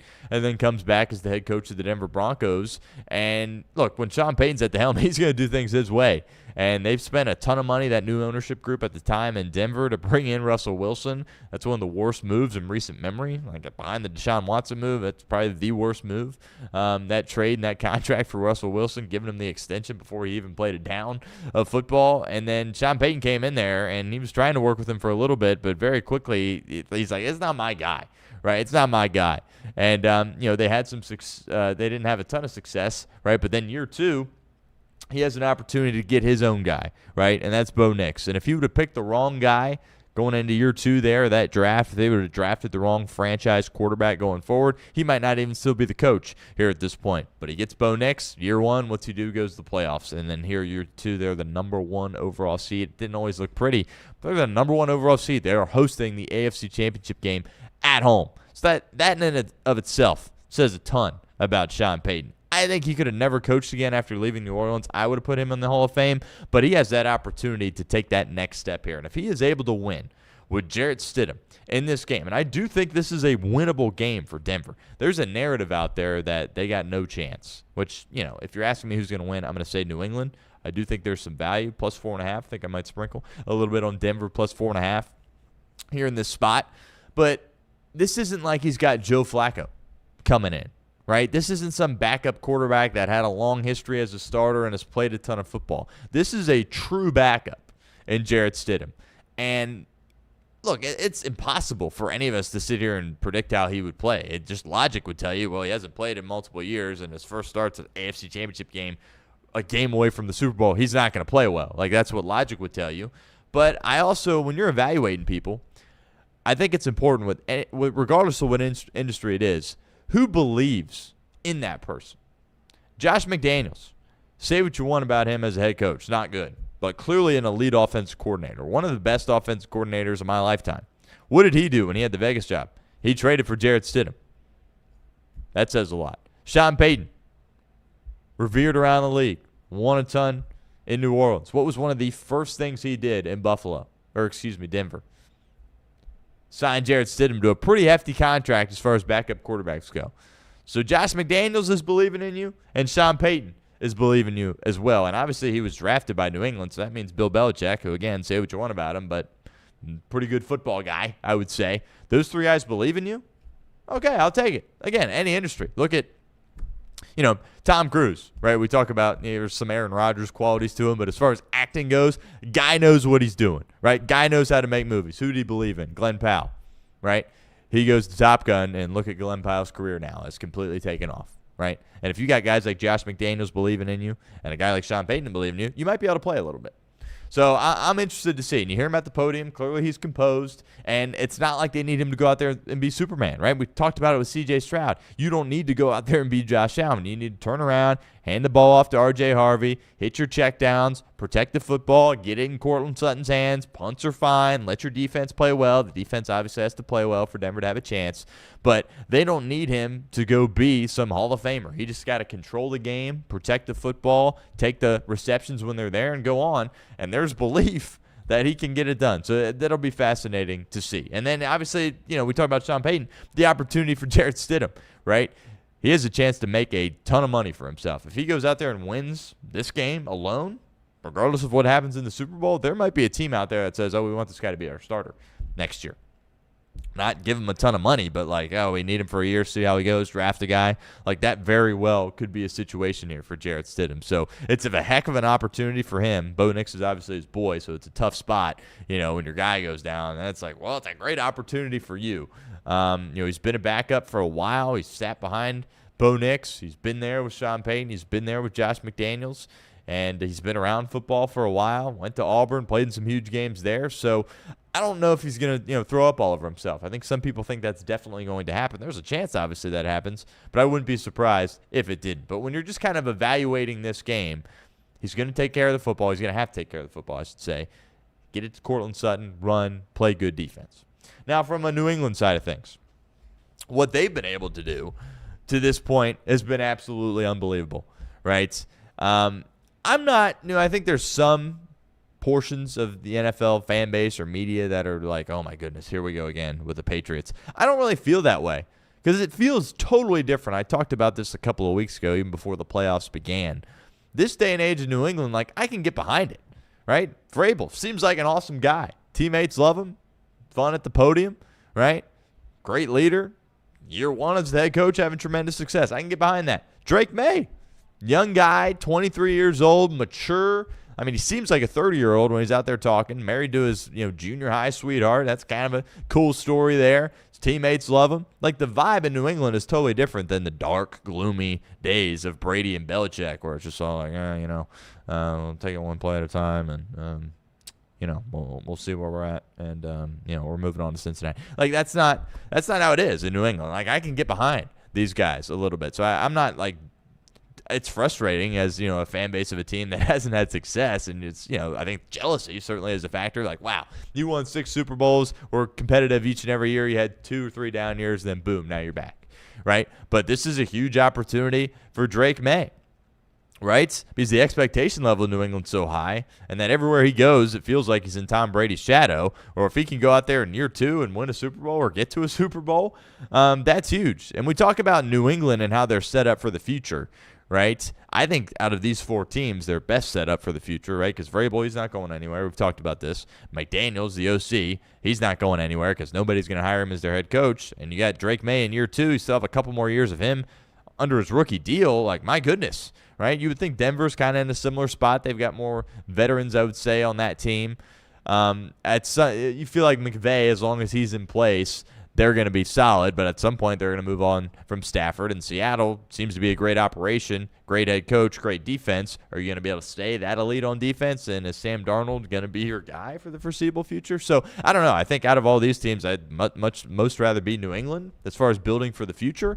And the fact that they have an opportunity here, and I understand they had the soft schedule, and people roll their eyes at that. It's true, but they're taking advantage of it, right? They called a huge break by Bo Nix breaking his ankle, and Josh Allen not winning that game, right? If you even with Bo Nix, they would rather play Denver than have to play Josh Allen, right, if we're being completely honest here. So they've caught some breaks. They've taken advantage of it, and here they are on the doorsteps of another Super Bowl. So as far as legacy goes, Vrabel's so early in his tenure, and Drake May is so early in his tenure there as well. And there is something to be said about capitalizing when you have an opportunity. Look at the Commanders, right? Last year we're sitting there like, I guess the Commanders are going to be, they're going to mess around, win the division, be a playoff team here. And then they were one of the worst teams in football this past year. Hard to imagine that New England could fall to those levels with Vrabel and Drake May in place. But, you also have to take advantage when you have these chances, right? None of us would have thought that the Bengals would not be back in the playoffs walking off the field at Arrowhead Stadium in 2022. Right? Nobody would have thought that. So we'll see if they're able to take advantage of it. But Drake May's got to play a cleaner game. He can't fumble as much as he has. But also with him, he's got to take care of the football as well. If I'm McDaniels and Vrabel, I'm sitting him down going, look who's across the field. It's Jarrett Stidham, right? Let's make Jarrett Stidham beat us. Let's not give him the game here in this spot. So both these teams are going to try to run the ball. There's going to be an emphasis on that. Wouldn't be surprised if this was more of a faster game with a lot of running clock. And Drake May's made some unbelievable plays on third down the past couple of games. Early on when they went for it on fourth down and hit the slant and they scored and then they never looked back against Houston, we'll see. He hasn't really had to have that nervous energy or that anxiety of like coming back or being in a close game late. I know the Charger game, it was close there for a while, and the score was, but it felt like New England was dominating. And then Houston was able to sort of hang in there for a second, but again, felt like New England was in complete control. How will he face that adversity if, Denver jumps out to an early lead or it's close in the fourth quarter on the road? That'll be very interesting to see how he handles it. I think he's going to have to use his legs a little bit more. I thought he was going to do that in the game against Houston. He didn't really have to because they had the lead from the jump, but I think he's going to have to use his legs a little bit more in this game, and it's a fascinating game. Would it be a lot more compelling if Bo Nix was out there? Obviously, but there is a world where Denver has an opportunity here, and can't wait to watch Drake May go to work, and this coaching matchup. How about it? There's already some, Sean Payton's talking about how the fans are going to have 2 weeks to get rested up before they play again, right? And Vrabel kind of deflected it at his press conference. But these are two elite head coaches that know what they're doing, that know how to motivate. And one thing about Sean Payton is he is a psycho competitor, and I'm sure there was a second of him feeling crushed about Bo Nix going down, maybe a millisecond. But it immediately turned to, now we got the chip on our shoulder. Now I can play that underdog card. Now the guy that I paid and brought here right when I got here, and Jarrett Stidham's going to have an opportunity. And for Sean Payton, he's got a chance to look even better here, right? Because if Bo Nix was in this game and he wins, Sean Payton gets a lot of credit. But if he wins this game without Bo Nix, oh my goodness, all the credit's going to be going to Sean Payton here at this point. So I think it's a pretty compelling game, and I do think Denver's able to keep it close in this game, and I think it's closer than the experts think, as Lee Corso would say, but certainly looking forward to that. And Milton Williams, again, there's just kind of bulletin board material flying around here. They asked him what he knew about Jarrett Stidham, and he was like, nothing. I don't know a clue. I don't know a thing about him. So Denver's going to have the opportunity to play the underdog card. They're going to have to run it well. Sutton needs a big game. We'll see about how the chemistry looks with the receivers, right? Because Nix, of course, has been taking all the snaps. How's Troy Franklin going to play, in this game? How's Cortland Sutton going to look with the backup? So it'll be fascinating to see, and that environment's going to be crazy, though, because Denver's certainly going to still show up and show out for that ball game. NFC side of things, right? We talked about this a little bit on Off the Bench, opportunities to really carve out, a legacy. And we'll start with the Los Angeles side of things because that feels like more of a legacy-defining moment for them, right? Because similar to the Seahawks, kind of similar to the Patriots because they're like so early in this thing. Yeah, their quarterback's older, but the coach has kind of just got here, right? It feels like they're just kind of getting things going. But from a Rams perspective, if Stafford's able to win the MVP, which I think he should, and then win another Super Bowl, like you start to put him in rarefied air, right? As far as guys that win multiple Super Bowls and an MVP, there's not many of those walking around. Got to give McVay a lot of credit and got to give the defense a lot of credit because Stafford did not have his best game going there for much of the game against Chicago. Not going to be able to get away with that here against Seattle. Seattle's the best team left. Like, I don't have belief that they can hoist the Lombardi trophy, but just because, the Sam Darnold thing is really the biggest reason why. Like, just closing your eyes and picturing Sam Darnold hoisting the trophy, I'm just not able to get there at this point. But just on paper, they have the best team. top to bottom. And it's going to be very difficult. Talking about environments, the environment in Denver is going to be crazy, but how about that environment in Seattle? And we've seen it throughout the regular season, but the NFC title game back in Seattle, you remember the famous game with Aaron Rodgers and the Green Bay Packers when they fumbled the onside kick? Like, this place is going to be upside down electric in Seattle there. But if there's a guy that can come in and deal with it, it's Matthew Stafford, right? He's been there. He's done that. And, again, you don't know how many more opportunities Stafford's going to have. I think there's, like, some narrative around him, like, that he's Aaron Rodgers as far as his age. He's not. He's several years younger. He got just bruised and battered in Detroit, right? He got hit a ton when he was the quarterback of the Detroit Lions, so maybe his career won't last as long. I would be surprised if he wasn't back next year, to be completely honest with you.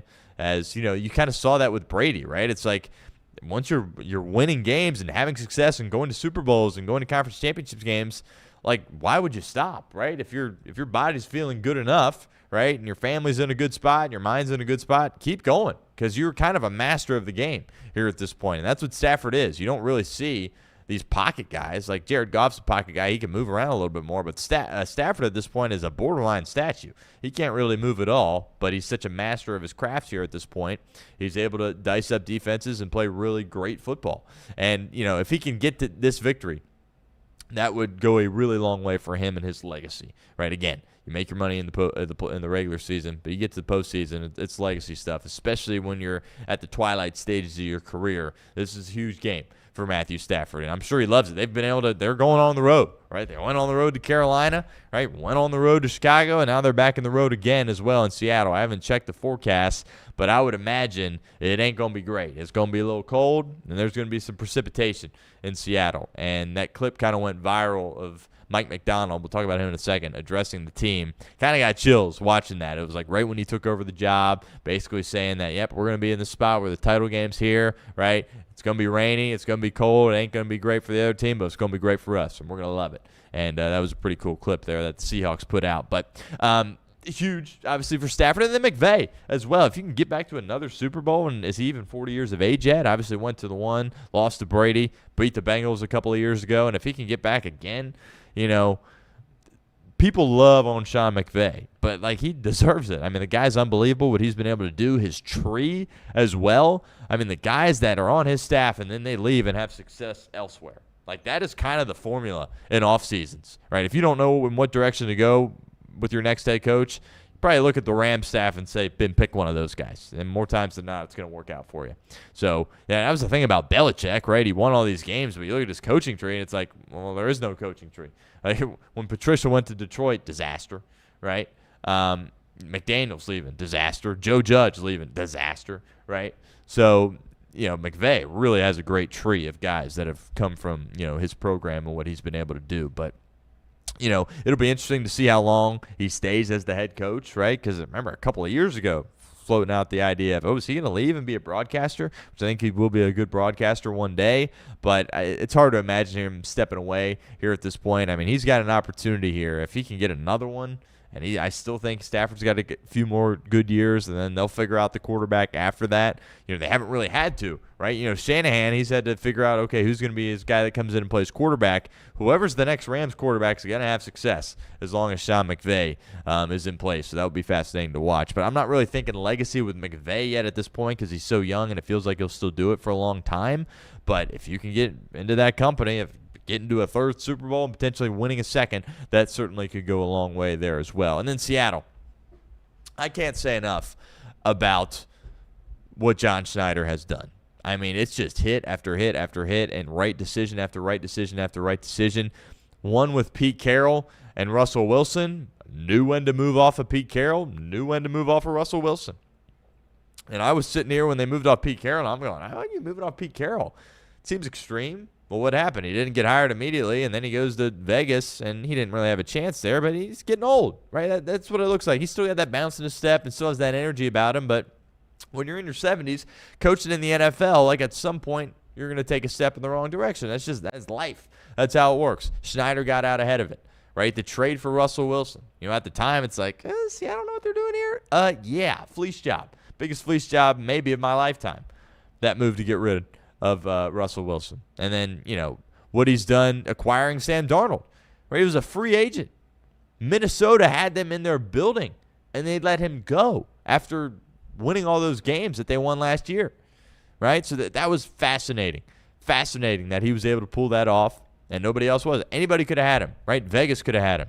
Any of these teams that were looking for a quarterback last year could have had him. And he's like, no, I'm going to get him, and I'm going to pay him money, and he's going to go be great, right? And then the hire of Mike Macdonald. What a great hire that is. You know, they kind of waited later in that cycle, and it's like, does Seattle know what they're doing here?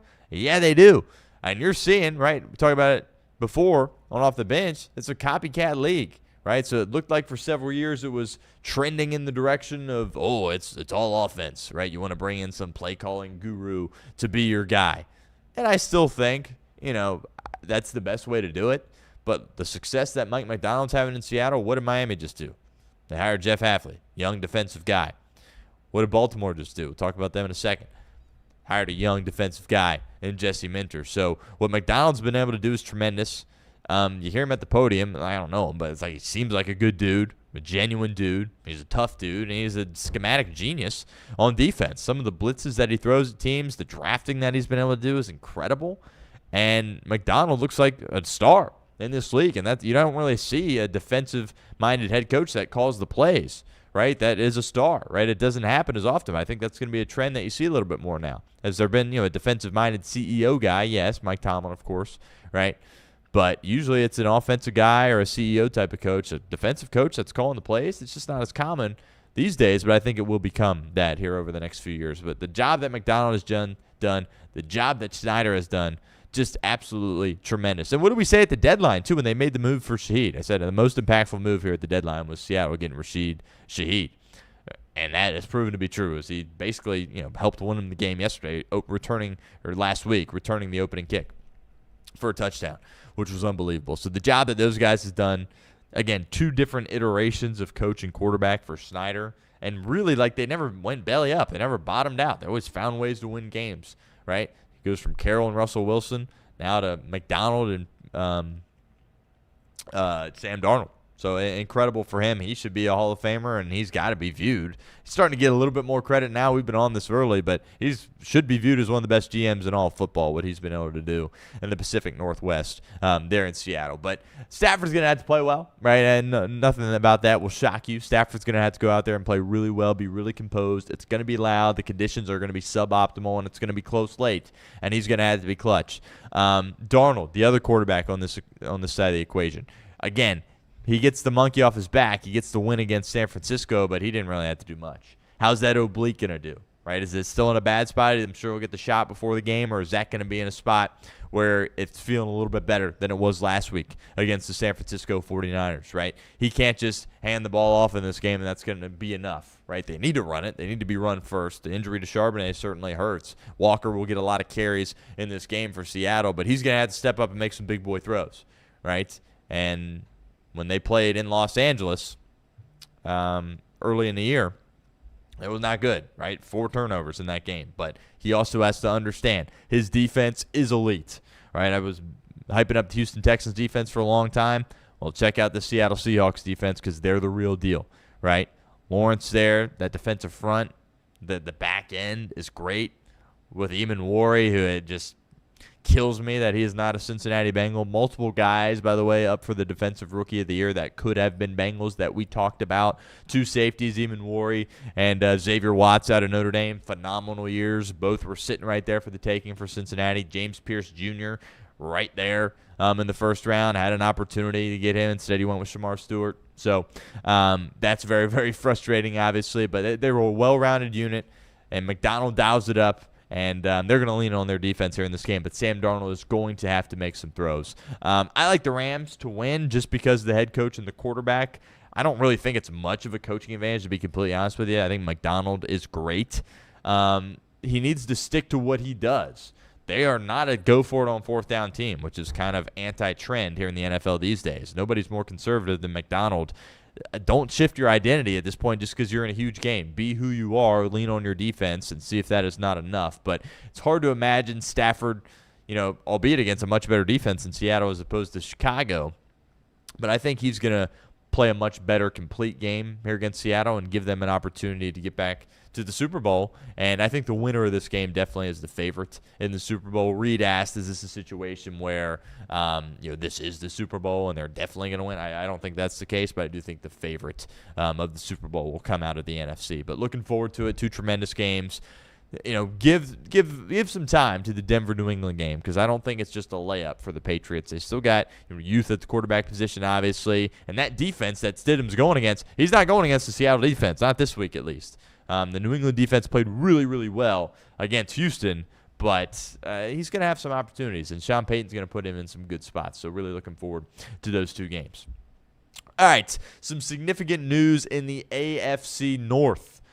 Zach Taylor, the only head coach that stays in place. Tomlin gone, Stefanski gone, Harbaugh gone, and Pittsburgh and Cleveland haven't made decisions yet as far as who their head coaches are going to be going forward. It seems like Jim Schwartz is the front runner in Cleveland, which he's been head coach previously. Really good defensive coordinator, giving the Bengals lots of fits. But that seems kind of like a Cleveland move to just stink and then fire one of the good things you had going for you in Stefanski and then promote a guy that was on his staff. Don't really get that, but we'll see.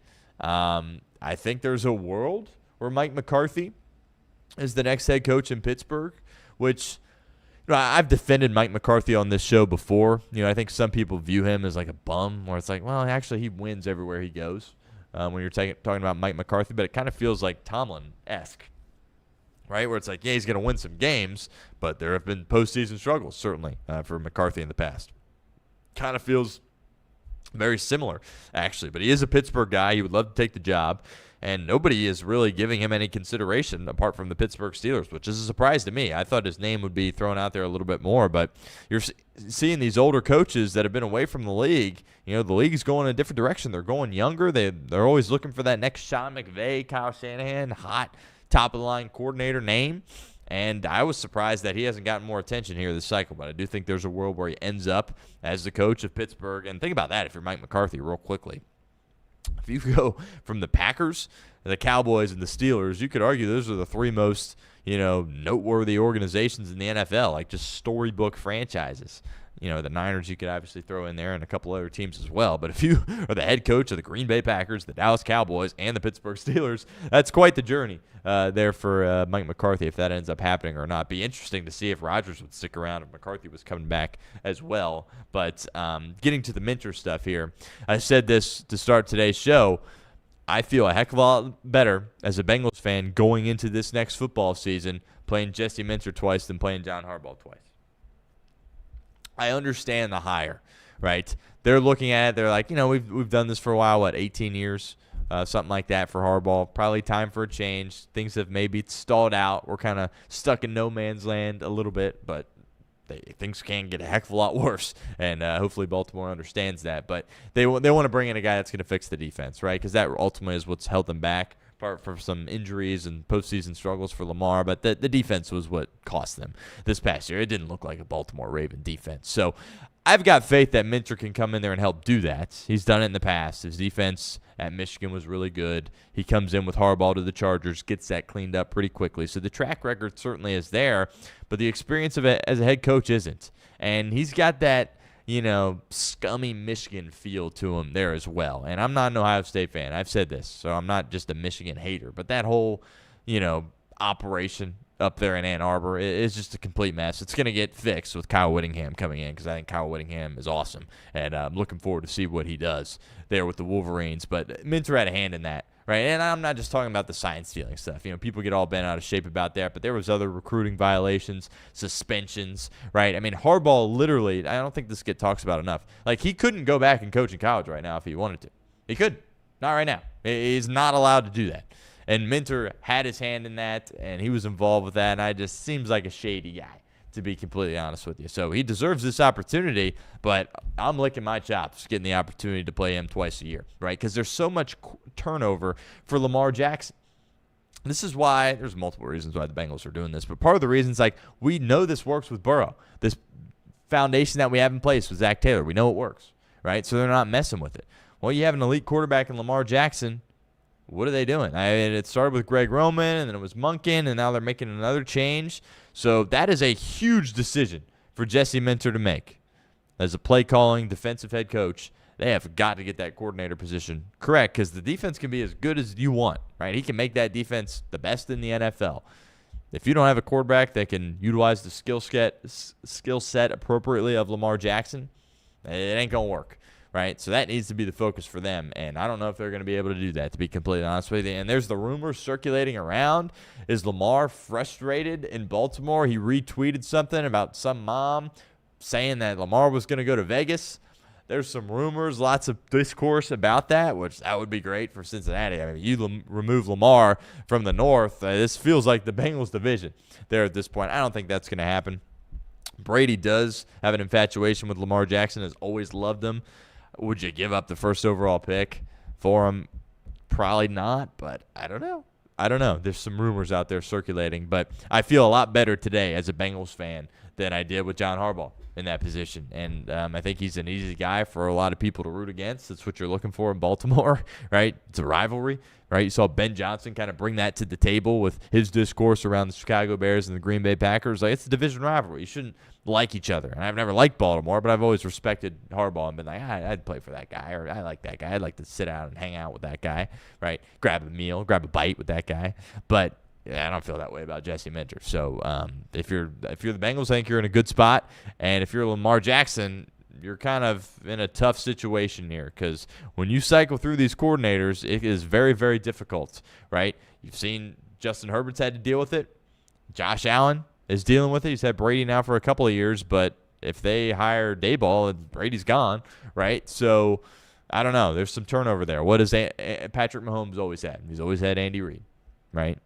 Joe Burrow's always had Zach Taylor, which I'm not comparing Zach Taylor to Andy Reid, but there is a lot to be said about the relationship between quarterback and play caller, and it's got to be stable, and it can't be a revolving door, and it's a revolving door here at this point in Baltimore, and we'll see if that sets back Lamar at all, assuming he is still a member of the Baltimore Ravens next year. But I like this for the Bengals, right?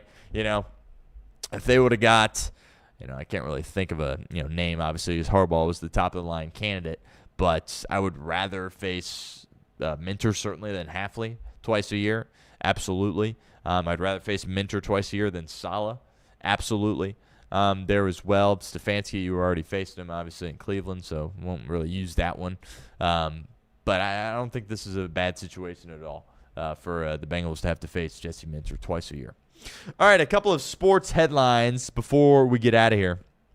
On today's show, Fernando Mendoza has officially declared for the NFL draft, to the surprise of no one. He will be picked first overall, assuming it's the Las Vegas Raiders and there's no Lamar Jackson action there in Vegas. But he's going to be the first overall pick, and I expect him to have some success. There's some dialogue about his hand size, but that is huge, right? NFL teams always want to point that out. Burrow, right, had the small hands. He still went first. That hasn't been an issue for him. Really, the strip sacks hasn't really been an overwhelming concern for Joe Burrow there as well. But he does wear that, like, chalk on his hands, which they pointed out during the national title game, which is interesting. I actually didn't notice it until kind of fairly recently. Helps him get a better grip on the ball.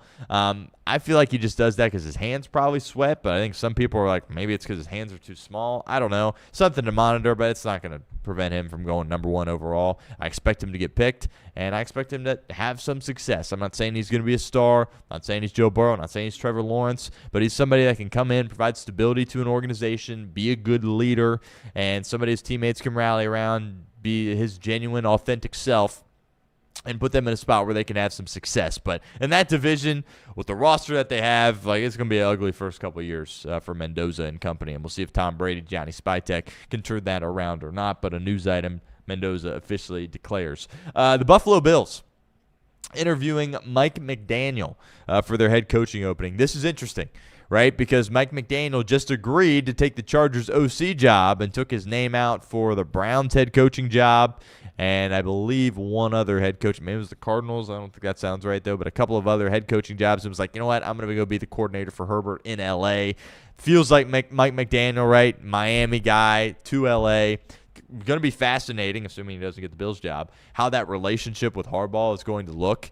There was somebody that does like impersonations. I forget his name on the internet. That is pretty good. He's pretty funny, and he did like a mock conversation between Harbaugh and McDaniel, which I thought was hilarious. But when you sit there and think about it, I don't want to say it's a desperate move from Jim Harbaugh because I just think it's the correct move.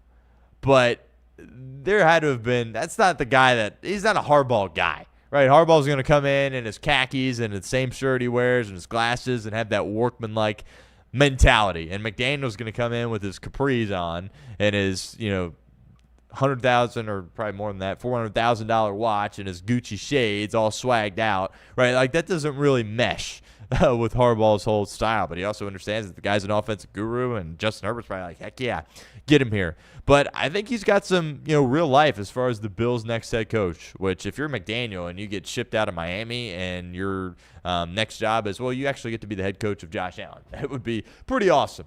Now, McDaniel, I wonder, is he like a Buffalo guy, right? I mean, the weather in Buffalo, that's cold, right? And his teams have struggled in the cold. I think a lot of that obviously is Tua Tagovailoa, who has struggled, but also like kind of the culture of his teams have been kind of soft is the word that everybody uses, right? Is that going to be a potential issue for him if he were the Bills head coach? But you look at the market for Buffalo, and again, it doesn't seem like Tomlin has, much interest at this point, which I don't understand how you couldn't have interest in that job. But like it kind of feels like Daboll's the front runner, and you have the previous relationship with Daboll and Allen, which certainly Daboll could lean on. But like, who would you rather have, Mike McDaniel as head coach or Brian Daboll? So this is a huge decision for Buffalo. Unfortunate for them just because of the timing of winning the playoff game. Like they didn't have a chance at Harbaugh. I bet. Bean and company's got to be like, dang, like imagine if they could have had John Harbaugh. If John Harbaugh went to the Bills, I mean, I would put in a bet for the Super Bowl right then for next year. But it'll be fascinating to see how they handle it. They can't mess it up. Apparently, Josh Allen has been in on all these meetings, which some people may laugh at that. That's the right call, right? I don't think he should make the decision, but he should be in on all these meetings and all these interviews. And Bengals should do it with Burrow if they're ever in that situation either, right? I think when you have a stud quarterback, and there's only a few in the league, Mahomes, Allen, and Burrow are really the only three. Could a Herbert join that category? Could a Lamar join that category? But when you're faces of the franchise like that, and you're that good, and you're that good from a leadership perspective, and as far as just your importance to the city there as well, I think you should be involved with these conversations. Not the decision-making necessarily, but you should be there and be able to provide input as needed. So Josh Allen's going to have a big say in who this is going to be. It'll be fascinating to see. Like, is he just going to be, hoping it's Joe Brady? Is he hoping to get Daboll back? Does he want to roll the dice on McDaniel? I don't know. But I think the fit for Mike McDaniel in L.A. is just perfect, like a match made in heaven, right? But on the tail end of that, how about him and Josh Allen? I don't know. Doesn't seem like a Buffalo guy, but he gets to play the Dolphins twice, his former team twice a year. Have an elite quarterback, right? What he was able to do with Tua, right? And I think Tua, the concussions did not help him, right? The people that say, well, he just isn't good. Well, look at him before he had all those concussions. He was a fine player. And I still view him as a top 32 player, honestly, at this point. But I don't think you can go forward with him if you're Miami. And obviously he's not mobile, and obviously doesn't have a good arm, and obviously can't play in the cold. So that's a lot of issues there. But what they were able to do specifically in early season success with Tua, he wasn't having that with Flores, right? And McDaniel came in and Tua, I mean, we were talking about a couple years ago Tua as like an MVP candidate. That was a real thing. There was like odds of him at the top of the MVP list. So McDaniel's brilliant offensively, but can that defense, can it take a step in the right direction, losing McDermott and adding a guy like McDaniel? I don't know. But I thought he got scapegoated in Miami, and he deserves another shot at being a head coach. Did the right thing saying, I'm going to go to L.A. here and just work with Herbert and take a year and become this top-of-the-line candidate next cycle or the cycle after. But if Buffalo has interest, you say, well, sorry, honey, we're not going to L.A. We're actually going to the complete opposite side of the country, and we're going to hang out with Josh Allen and the Buffalo Bills. But that'll be fascinating to watch that transpire. A couple other items here that I want to get to. UFC this weekend. Oh, how about that? Oh, talking UFC here on the show. We're not going to spend a lot of time talking about UFC, but this card I think is worth mentioning. I always tap in, right? I think Dana White he's great. As far as leadership in sports, I get it's fighting, and some people say it's not a sport, whatever. Dana White's brilliant, and what he's done with the UFC is absolutely tremendous. I'll be tapped in first. No pay-per-view that you have to worry about. Just on Paramount Plus, so partners with CBS there obviously, but Justin Gaethje, he's fighting Paddy Pimblett, and Paddy has not lost in the UFC, and he's the Scouser, right? He should have lost to Jared Gordon, or he did lose to Jared Gordon, but they called it a win for Paddy, which was kind of hard to believe. But I think a lot of people hoping Gaethje certainly can put his lights out. He's got that power certainly, plus 190 as a dog. I think he has a lot of life in this fight, to be completely honest with you. So I'll be tapped into that, and then Sugar Sean O'Malley. I think one of the reasons that UFC maybe, I don't think financially they've been hurt at all, but maybe from a viewership perspective have taken a slight step back is because they're still looking for that next star. They need a little bit more star power, right? Conor McGregor, of course, brought that. John Jones isn't very active, and they were hoping that Sugar Sean O'Malley could be that next guy for him as an American, and unfortunately he fought Merab twice. And I think that second fight against Merab probably hurt him as far as his superstar status. But credit to him for wanting to fight again, right? He fought in the Sphere, didn't go his way, fought him again, fought a lot better, fought a quality fight, I thought, against Merab, but ultimately just didn't have enough. Now he's got back-to-back losses, and he's kind of like he's not even the main event. He's co-main. So, if he can win against Song Yadong, kind of get back on the right track, he could potentially be that guy. But they're looking for another star here at this point. But Suga minus 205 in that fight. Looking for him to get back and get back on the winning side of things. He only fought once last year, so good to have Suga back in action. Rose Namajunas is also on the card, and Derek Lewis as well. So first non-pay-per-view, an absolute banger there for the UFC. LeBron made some comments. There's been a lot of discourse on what his future will look like. I kind of question why he's still playing a little bit, because he always talks about the love of the game, and clearly he has a lot of love for the game, but he seems a little bit disinterested this year, and the Lakers aren't good enough to win the title, but with the roster that they have with Luka and Austin Reeves and a great coach in J.J. Redick, they should be in a spot where they're thinking about Western Conference Finals, right? And he just seems kind of disengaged. Is he just playing to hang out with his son and say he's playing with Bronny? I don't know. It's hard to believe. He's been there for 8 years, and he loves talking about the championship, which they won a championship. I give him credit for that. Of course, it was in the bubble, but 23-year career, and 8 of which here in L.A., which is, wow, it's crazy how fast the time goes. But the Lakers obviously sold to the Dodgers people, and Jeannie Buss apparently there's a bit of a rocky relationship there with LeBron, and Jeannie Buss portrays this real nice person, but apparently behind the scenes she can be a little bit of a snake. And there's that viral clip of LeBron and her sitting down on the bench, and he's wishing her a happy International Women's Day or whatever the case may be, and that kind of went viral. That was pretty funny. But I think apparently she thought about trading him and then not offering him an extension. So it kind of feels like this is LeBron's last year in LA. He has a no-trade clause. Would he waive that? I doubt it. But I don't know. Is it going to be his last year in the NBA? I still think he still has something to offer, but like I said, it just seems like he's disinterested. And he'll still give you a couple fun dunks in the game. He's still a great offensive player, but defensively, the Lakers aren't very good with him on the floor, and they're not a good defensive team, so they can't really afford that. Certainly frustrating for J.J. Redick, but when they made the move for Luka, that was them saying, all right, this is now Luka's team, which is LeBron's 40 years old. It's totally fine. But is he going to end things here in L.A.? Will he go somewhere else and continue to play? I don't know. It'll be very interesting to see how that transpires. But some interesting comments there. And LeBron was kind of dismissive of it. And he's like, people write stuff about me all the time. It is what it is. I don't let it bother me. And you can say what you want about LeBron, but the fact that he has been in the national spotlight, when that guy steps outside of his house, even in L.A., which is there's celebrities all over the place, every camera, every phone, every person around him is looking at him.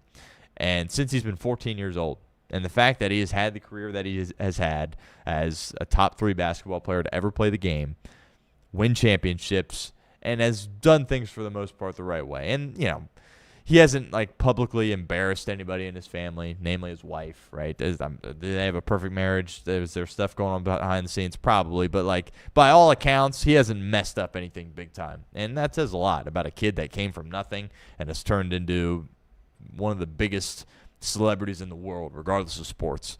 And it's been a heck of a career for him. Cherish the opportunities that you get when you watch him play, right? I haven't watched him in person ever. I don't know if I ever will be able to. But just an all-time sports figure. Again, say what you want about him. I'm a Michael Jordan guy if you're asking me to pick. I think Jordan's the GOAT. I don't think there's much of a debate there, honestly. But, the light is at the end of the tunnel for LeBron. And then we'll really kind of turn the page. Like Brady and Manning obviously are gone. Kobe Bryant, rest in peace, my favorite basketball player of all time. But LeBron's kind of like that last guy hanging on from that generation of sports.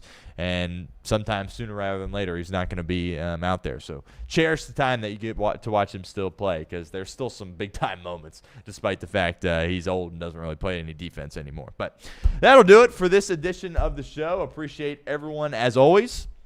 Another great week here. We'll get some guests on next week. Excited about what we have in store here at Chatterbox. Obviously, if you missed any of our segments, some of those go up on YouTube.